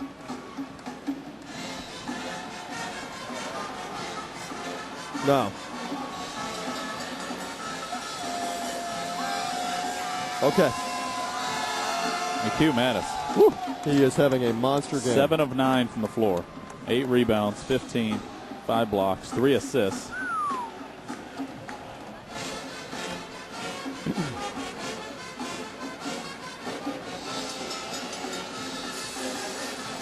Matches career high assists. With Jim Lighthall, TJ Reeves with you. Easy Ed Pendino engineering here. And so far, USF going toe-to-toe with number 15 Marquette. A 51-50 lead. And Bulls fans, a reminder that it's time for your Blue Cross and Blue Shield of Florida Health Tip Challenge. Today's question, what is the appropriate action for a Bulls fan in the event of a penetrating eye injury? Take the object out. B, rub the eye to dislodge the object. C, seek medical help immediately. Or D, flush the eye with water. The correct answer, of course, is C, get medical help immediately. And take the rest of the Blue Cross and Blue Shield of Florida Health Tip Challenge for your chance to win great Bulls prizes at www.healthtipchallenge.com. Blue Cross and Blue Shield of Florida, how can Florida Blue help you? And the green and gold right now helping themselves, playing good basketball at this last stage, shooting 56% for the game, taking better care of the ball, and really active hands on the defensive end. And McHugh Mattis, a monster stat line right now in this game, James. How about number 1-5? He matches his point total with his jersey number. 15 points, 8 rebounds. He has 3 assists, 5 blocks, and he just got a steal. Oh, yeah. 7 of 9 from the floor. TJ, the Bulls have just 2 turnovers in the opening 10 minutes of the second half, and they have 4 steals on Marquette. That is the type of day you need to have from one of your stars if you want to pull the upset, and Mattis will be at the line to shoot 2 as we resume. Everything calms down. He bends the knees. The free throw is no good off the iron. That's the one thing he's not done particularly well. At 1 for 5 in the game. The Bulls 9 of 15 in the game from the stripe. McHugh can make it a 2-point lead with a make here. The senior out of North Fort Lauderdale, Florida. Arcing foul shot rattles in. 52-50, Golden Eagles on the ropes. They started the game 1 for 14. The Bulls now on a 13-5 run. They made 4 out of 5 3-pointers late in the first half, though, to give them a 6-point lead. The Bulls now lead by 2. Out front, Wesley Matthews off the screen in front of their bench to our left. Matthews down the lane, deals underneath. Another block. It was Mattis again blocking Barrow. That's 6 blocks in the game. Quickly front court, McHugh has it. He takes a dribble. Looks underneath. Gransberry calling for the ball. Kentrell has it. Give and go to Mattis. 2-handed dunk. Oh, what a play on a give and go. And McHugh thundered it down. 54-50 USF. Wow, give and go to the big fella. Largest Bulls lead. Kuiban, the reserve guard, back in the game. Off to Matthews. They work it on the perimeter. Marquette is in trouble.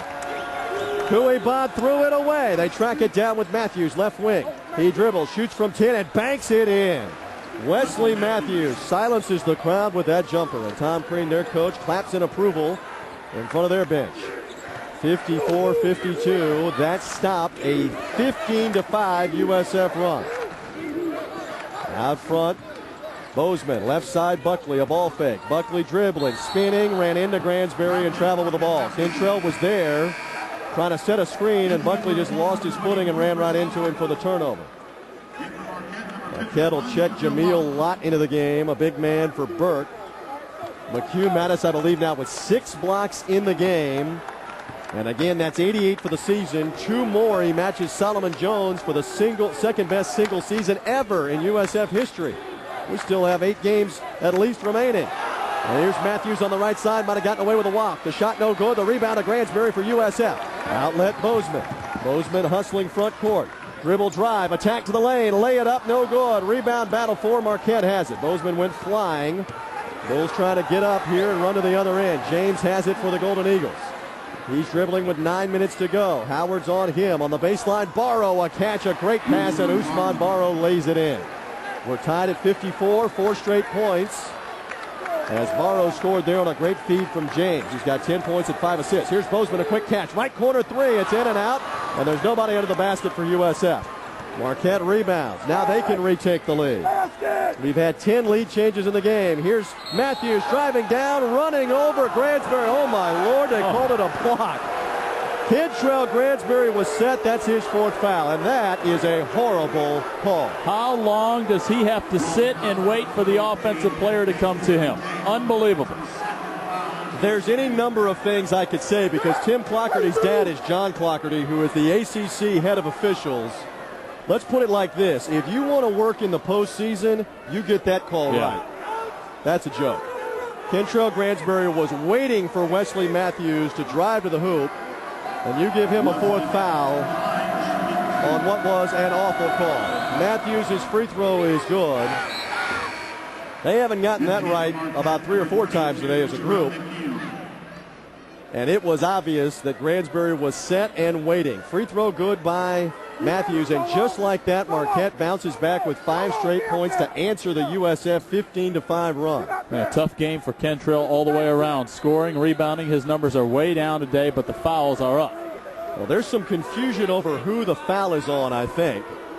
Because if it's on Gransberry, it should be his 4th, and the Marquette bench is asking about that. I don't know who the PA announcer announced it on. They're verifying that it is on Gransberry, and it is his 4th foul. Kentrell took the charge, and now Tim Clockerty is going to have to explain that to Robert McCullum. Coach Mack is saying it wasn't Gransberry, but if that is who he called the foul on with the block, it is 4.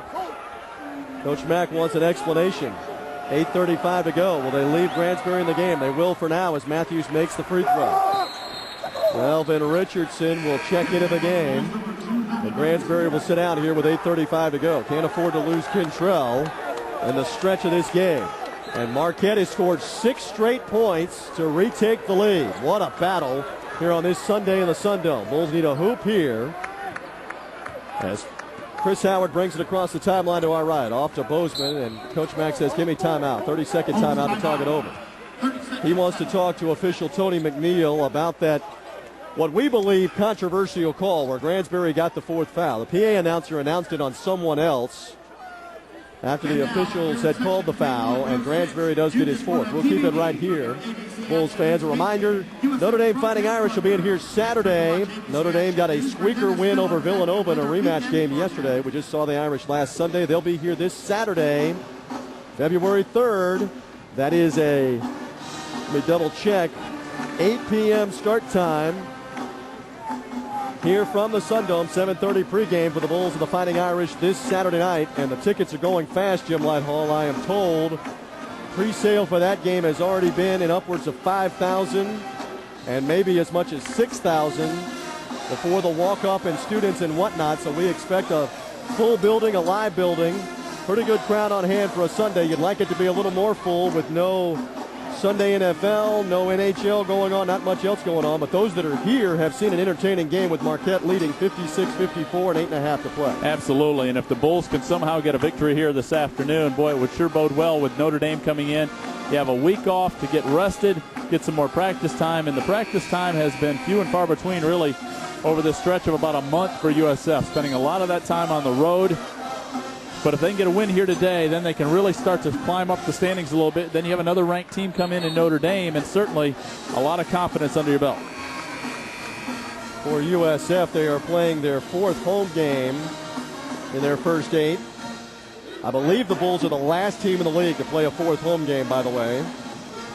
Played 4 of the first 6 on the road. Buckley, Bozeman, Howard, Verdejo, Richardson out of the timeout.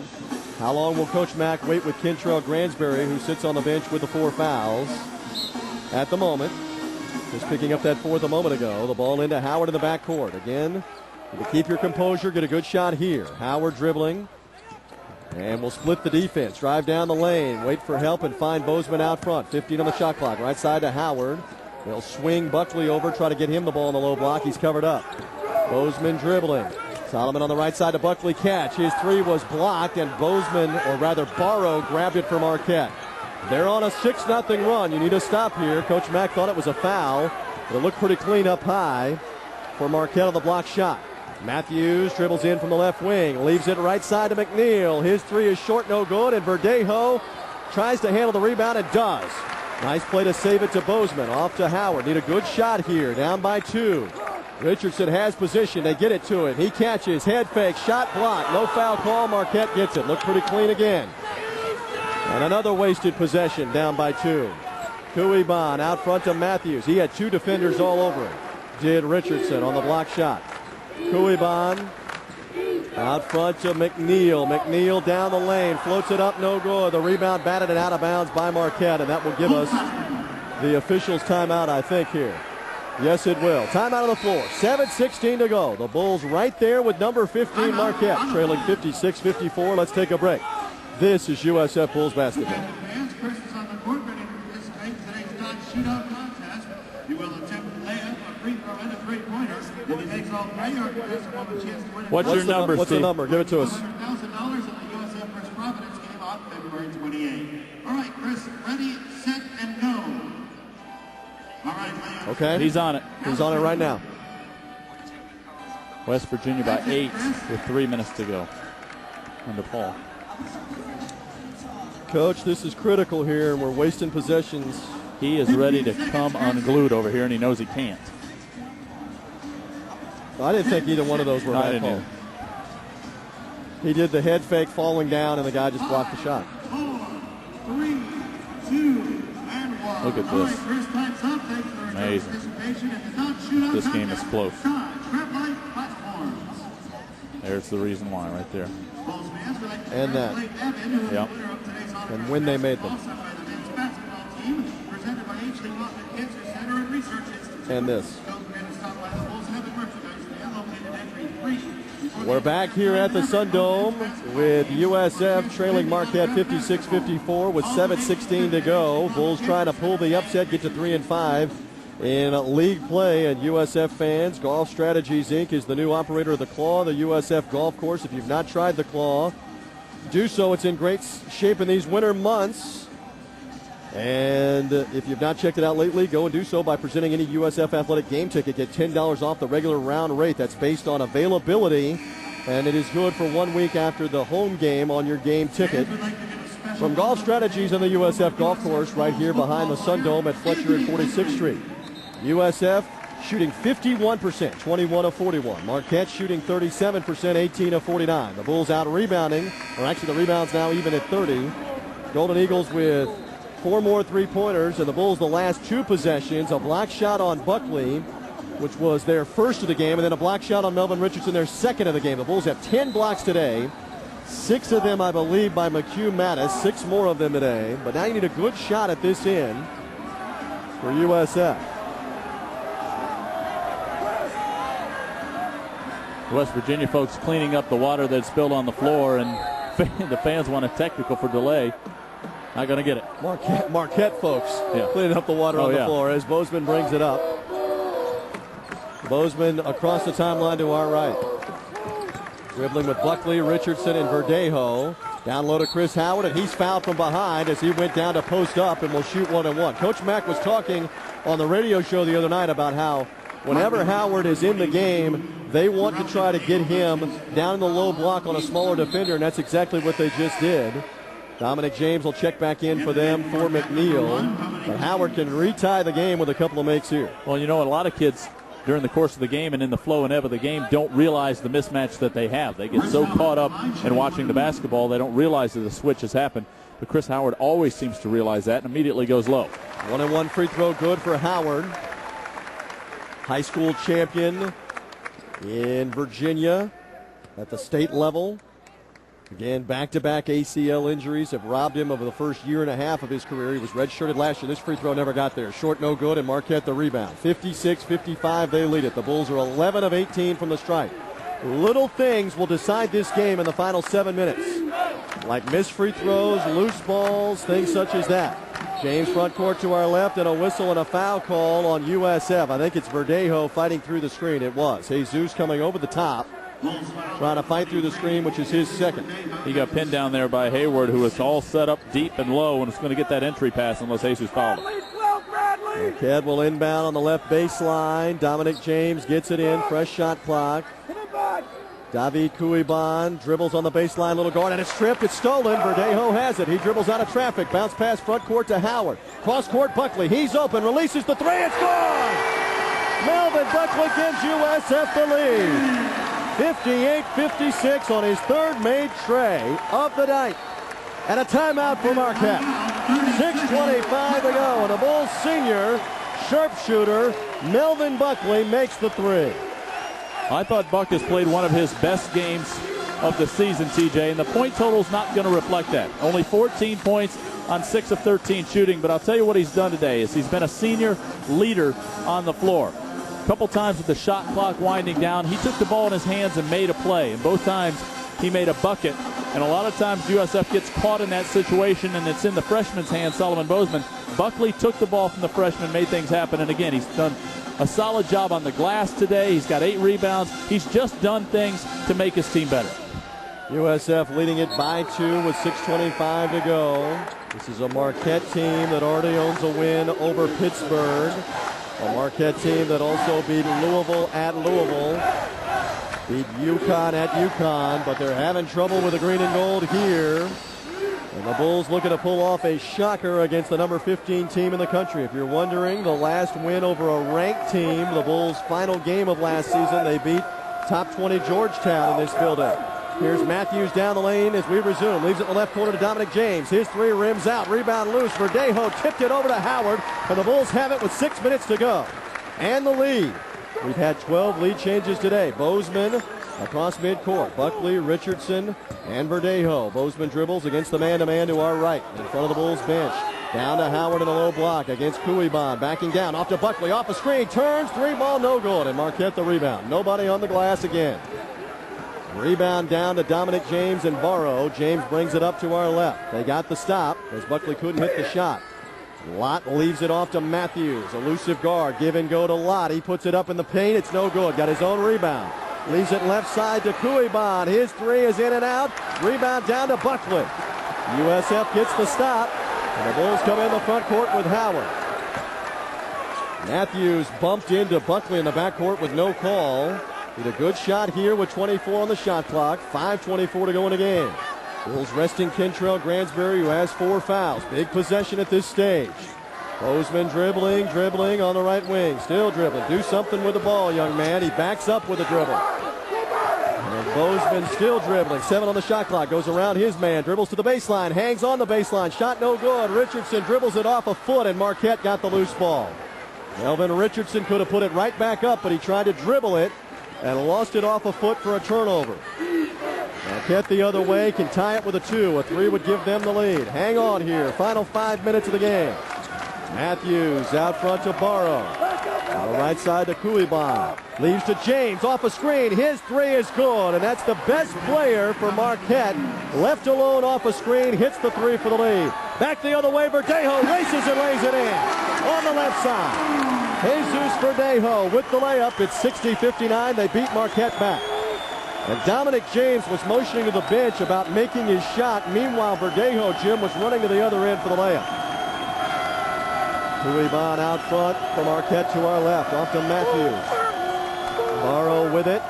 They work on the perimeter. Again, it's James. They love him off that high screen. Now the Bulls will double team him. He's tied up, and a foul called on Richardson. And not much of a foul at all as James was creating contact. It's the 16th foul. Richardson gets the foul, which is his first. Actually, the 17th foul, so 1-and-1 free throws coming up for Dominic James. McHugh Mattis and Kentrell Gransberry will check in. This game right there for the taking. Richardson will sit down. Marquette's won the last 5 meetings. The Bulls' last win came in February of 1998. That was a 4-point win, 57-53 in the Seth Greenberg days. James with a front end of a 1-and-1. He's only a 62% free throw shooter, but this one is good. Dominic James has 14 points and 5 assists in the game. They're 15 of 21 from the line. He can give them the lead back. That's our 8th tie of the contest. I recall that game. That was our first year of doing these games, Jim, and that was Scott Johnson banking in a 3-pointer, if I recall, back in that win in 1998, which was 9 seasons ago. That's the last Bulls win against Marquette. James can give them the lead with 4:05 to go. Free throw is short. Got a block out. The Bulls do. The ball is loose. Dominic James can't save it. It's out of bounds off him at midcourt. Verdejo was chasing it. James tried to beat him to it, and when he touched the ball, he was on the sideline. Mattis will inbound. Ian Gransberry back in. Kentrell with 4 fouls. He's got to be careful. And Marquette goes zone defense here. Bozeman out front. And Cahill and Buckley also out there. Bozeman still dribbling. Lobs to Mattis. Mattis over to Buckley on the left side with a ball fake. A dribble. A 15-footer. Good! Melvin Buckley, another huge shot at a 2-point USF lead. What a battle in a Sun Dome this afternoon. 62-60 the advantage for USF. Dominic James again off that high screen. Wants the three. They let him shoot it. It's in and out. Rebound Marquette. Follow no good by McNeil.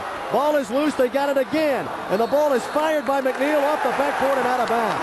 McNeil ran right into Kentrell Gransberry and fired it off the side of the board. No foul call. It's out of bounds. It's the Bulls' ball with 3:21 left to go. Wow. Timeout on the floor. Let's take a break. Bulls in front 62-60. This is USF Bulls basketball.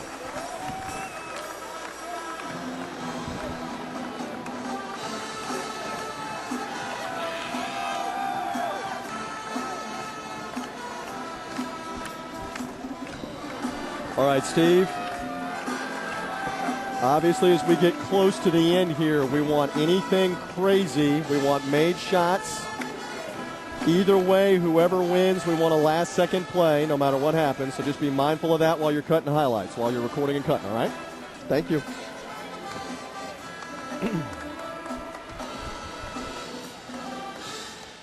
Coach, it's right there. Yep. The three that Buckley made also gave us the lead, correct? The earlier three? Yes. Okay. That's 2 buckets.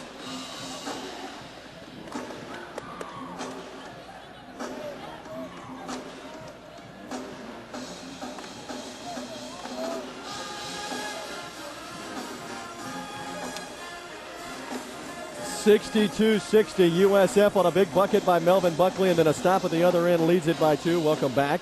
The Bulls basketball here on this Sunday afternoon, and Bulls fans, a reminder to be with us on Saturday here at the Sun Dome. Get your tickets, but hurry. 1-800-GO-BULLS for the Bulls Saturday night, and Notre Dame, an 8 p.m. start, a rematch with the Irish.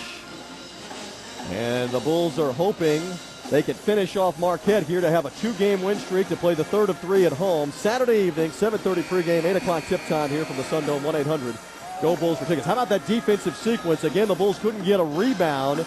2 offensive rebounds by Marquette, and then after McNeil got the third try, he ran smack into the concrete wall that is Kentrell Gransberry. That's a big play for USF because Gransberry has 4 fouls, and boy, that's where Coach McCollum really earns his money on that sideline, trying to decide where to put Gransberry in. Obviously, you need him for rebounding and you need him for scoring, but you can't afford to lose him too early in the game. So he really has rolled the dice here, put him out there, and you're going to ride the big fellow the rest of the way in. Melvin Buckley, the senior from Chicago, who transferred from Purdue, has hit 2 huge shots.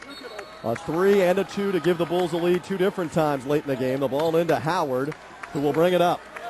Howard, Mattis, Gransberry, Buckley, Amos Saka, the freshman on the floor. Saka out there for rebounding with 3 minutes to go. They'll get the ball to Mattis on the right wing. Fitzgerald on him. Out front, Buckley with a catch. Right side to Howard. Down low, Gransberry. A catch, lay it in! Kentrell with a big smile after the layup. 3 minutes to go. Got to keep your composure on the defensive end. They're a dangerous three-point shooting team. It's 64-60. Excellent diagram play. Kentrell, Gransberry the layup. James off the high screen. Hesitation dribble. Leaves in the corner to Matthews. Drives in. Now leaves it left side to Fitzgerald. His 3 is good for Dan Fitzgerald. Just as I said, they can hit 3s. And the lead down to 1. Fitzgerald makes their 8th 3 of the game.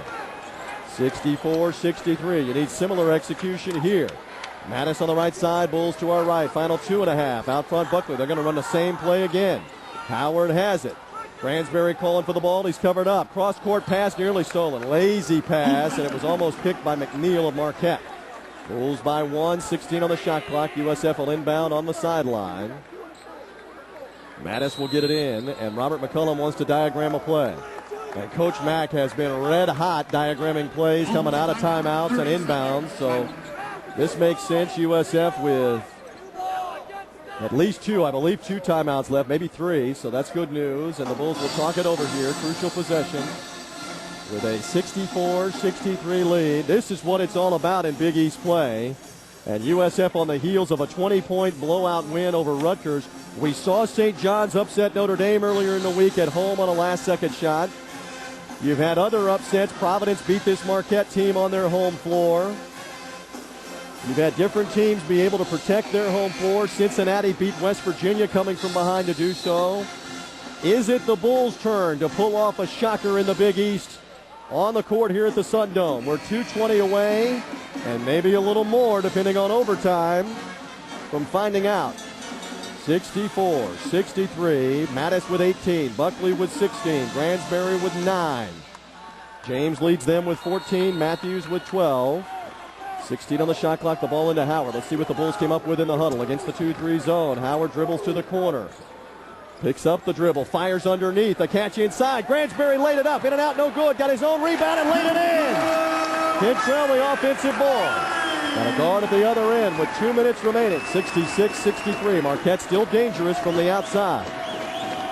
Matthews off to McNeil. Got to stay with James. Verdejo on him off the screen. He'll dribble down the lane. Fire underneath to Barrow, who lays it in. Gransberry had to let him go. He's got 4 fouls. 66-65. 2 minutes left as Howard brings it up. The Bulls do have 2 timeouts left now if they want to take one. Up by 1, need a good shot here. Howard against the man-to-man, dribbles to the right wing. They want Gransberry again in the low block. Out front, Mattis. Off to Howard, back to McHugh. Buckley had his man posted up. Now McHugh dribbles. McHugh had it knocked away. No foul call. Out front, Mattis, and he threw it away. Bad pass, threw it too strong. And it's actually tipped out of bounds. Now, wait a minute. The officials actually say it's off Marquette. It was tipped by Marquette. Jim, did you see that? Yes, absolutely. McNeil got a hand on that pass, and the far side official called it immediately. I was screened off by the official in front of me and looked like McHugh just threw it away, but it was deflected. 7 on the shot clock. Need a good shot and a quick shot with 1:19 to go. The Bulls the ball up by 1.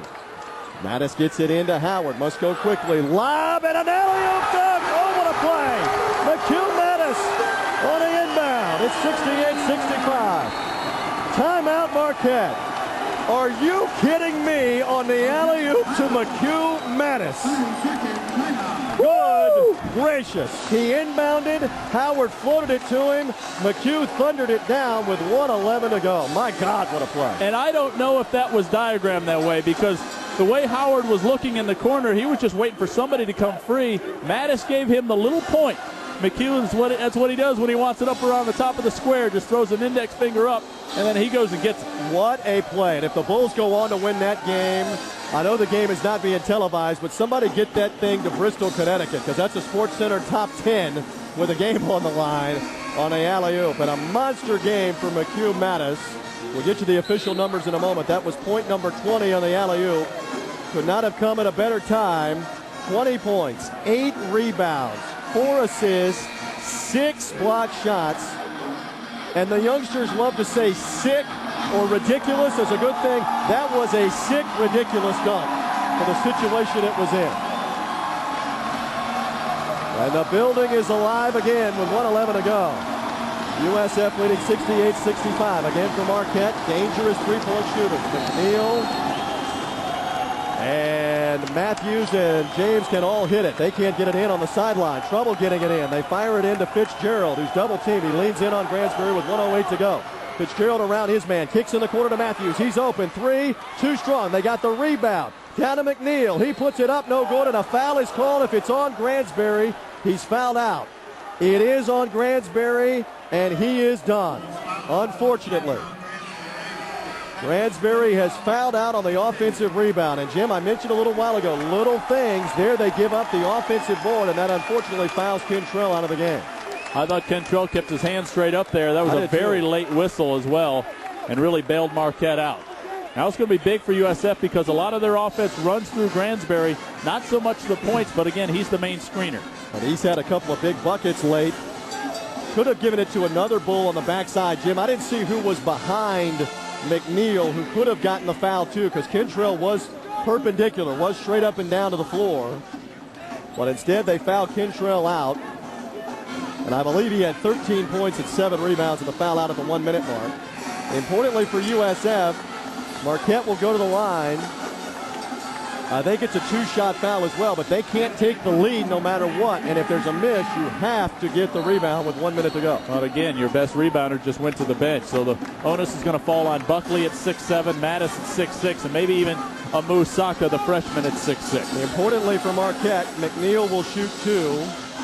Golden Eagles are 18-4, 5-2 in the league. The Bulls 11-10, 2-5 in the league.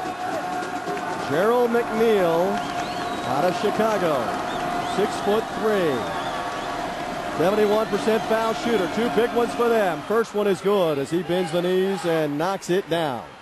McNeil is 2 for 4 from the stripe in the game. He can make it a 1-point game and really put the onus on USF with a minute to go. Up by 1. McNeil bends the knees. Second foul shot rims out. The Bulls block out, and Mattis got the rebound. 1 minute remains. Got to take good care of the ball here and get a good shot. Marquette does not have to foul with USF up 68-66. Does Coach Mack want a timeout? Howard got it knocked away. It's stolen. The ball hit the official. It's loose at midcourt. Verdejo has it and gets it off to Saka. Bulls got to think about a timeout here.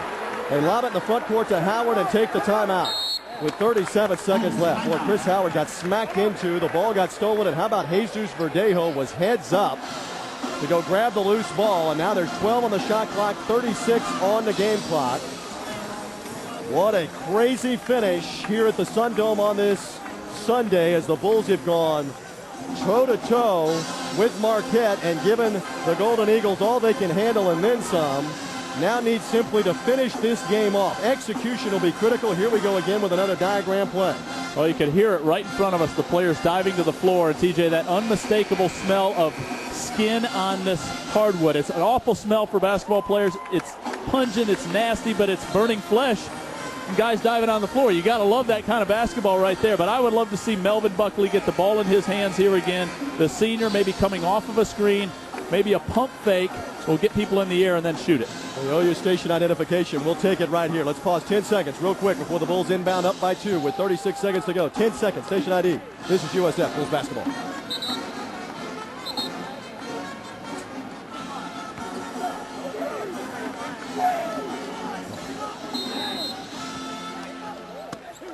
McHugh Mattis gets the ball in to Chris Howard on the right side with 10 on the shot clock. 33 on the game clock. Howard dribbling, looks down low. Ball fake, fires underneath. Mattis catch, turn, shot no good. Rebound battle for it. It's loose. Marquette has it. A 2 would tie, a 3 would win it. Do they want a timeout?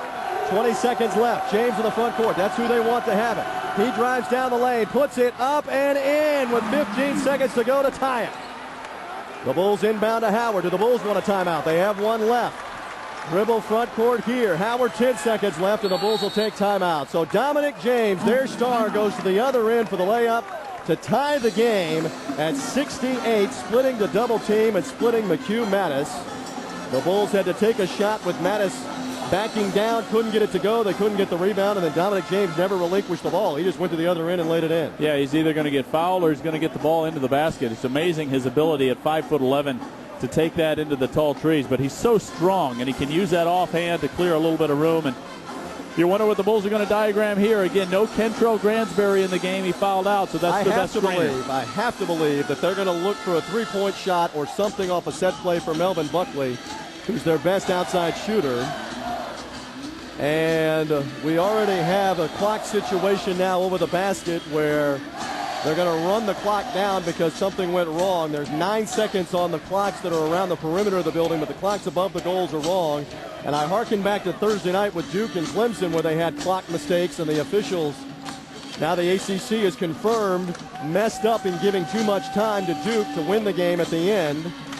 So the clock situation will become obvious, and I'm not sure what they're doing above the scoreboards. They're going to run them all the way down, or is that the countdown? That's the countdown for the timeout clock. Countdown for the timeout, so that's good. 9.2 is up on the clock. The shot clock is off. Now, the other thing here, Jim, is you don't want to shoot it too quick. No. Don't leave Marquette any time with the shot clock off. Either you win the game or we go to overtime. A lot depends here on what Marquette does defensively. If they come out in a man-to-man, I'd almost put Chris Howard down on the low post and try to create something. Mattis, Buckley, Saka, Howard, and Verdejo on the floor. Marquette going man-to-man. McHugh Mattis will inbound. for USF. 9 seconds left. Shot clock off. Game tied at 68. McHugh gets it into Howard. Howard's got to go quickly with 7 seconds left. Looks over the defense. A ball stolen. Marquette has it with 3 seconds left. McNeil driving with 2. McNeil puts it up and in at the buzzer, and Marquette has won it. Marquette on a steal and a layup has won the game 70 to 68. Are you kidding me? USF with a turnover, and Jarrell McNeil goes to the other end for the layup for a 70 to 68 victory. Disaster at the Sun Dome. The last possible thing that should have happened was Marquette having any chance to win the game, but they do. McNeil stole it, took off, and laid it in clearly before the buzzer over the top of the Bulls defense, and a heartbreaking 2-point loss from USF here today. Marquette escapes.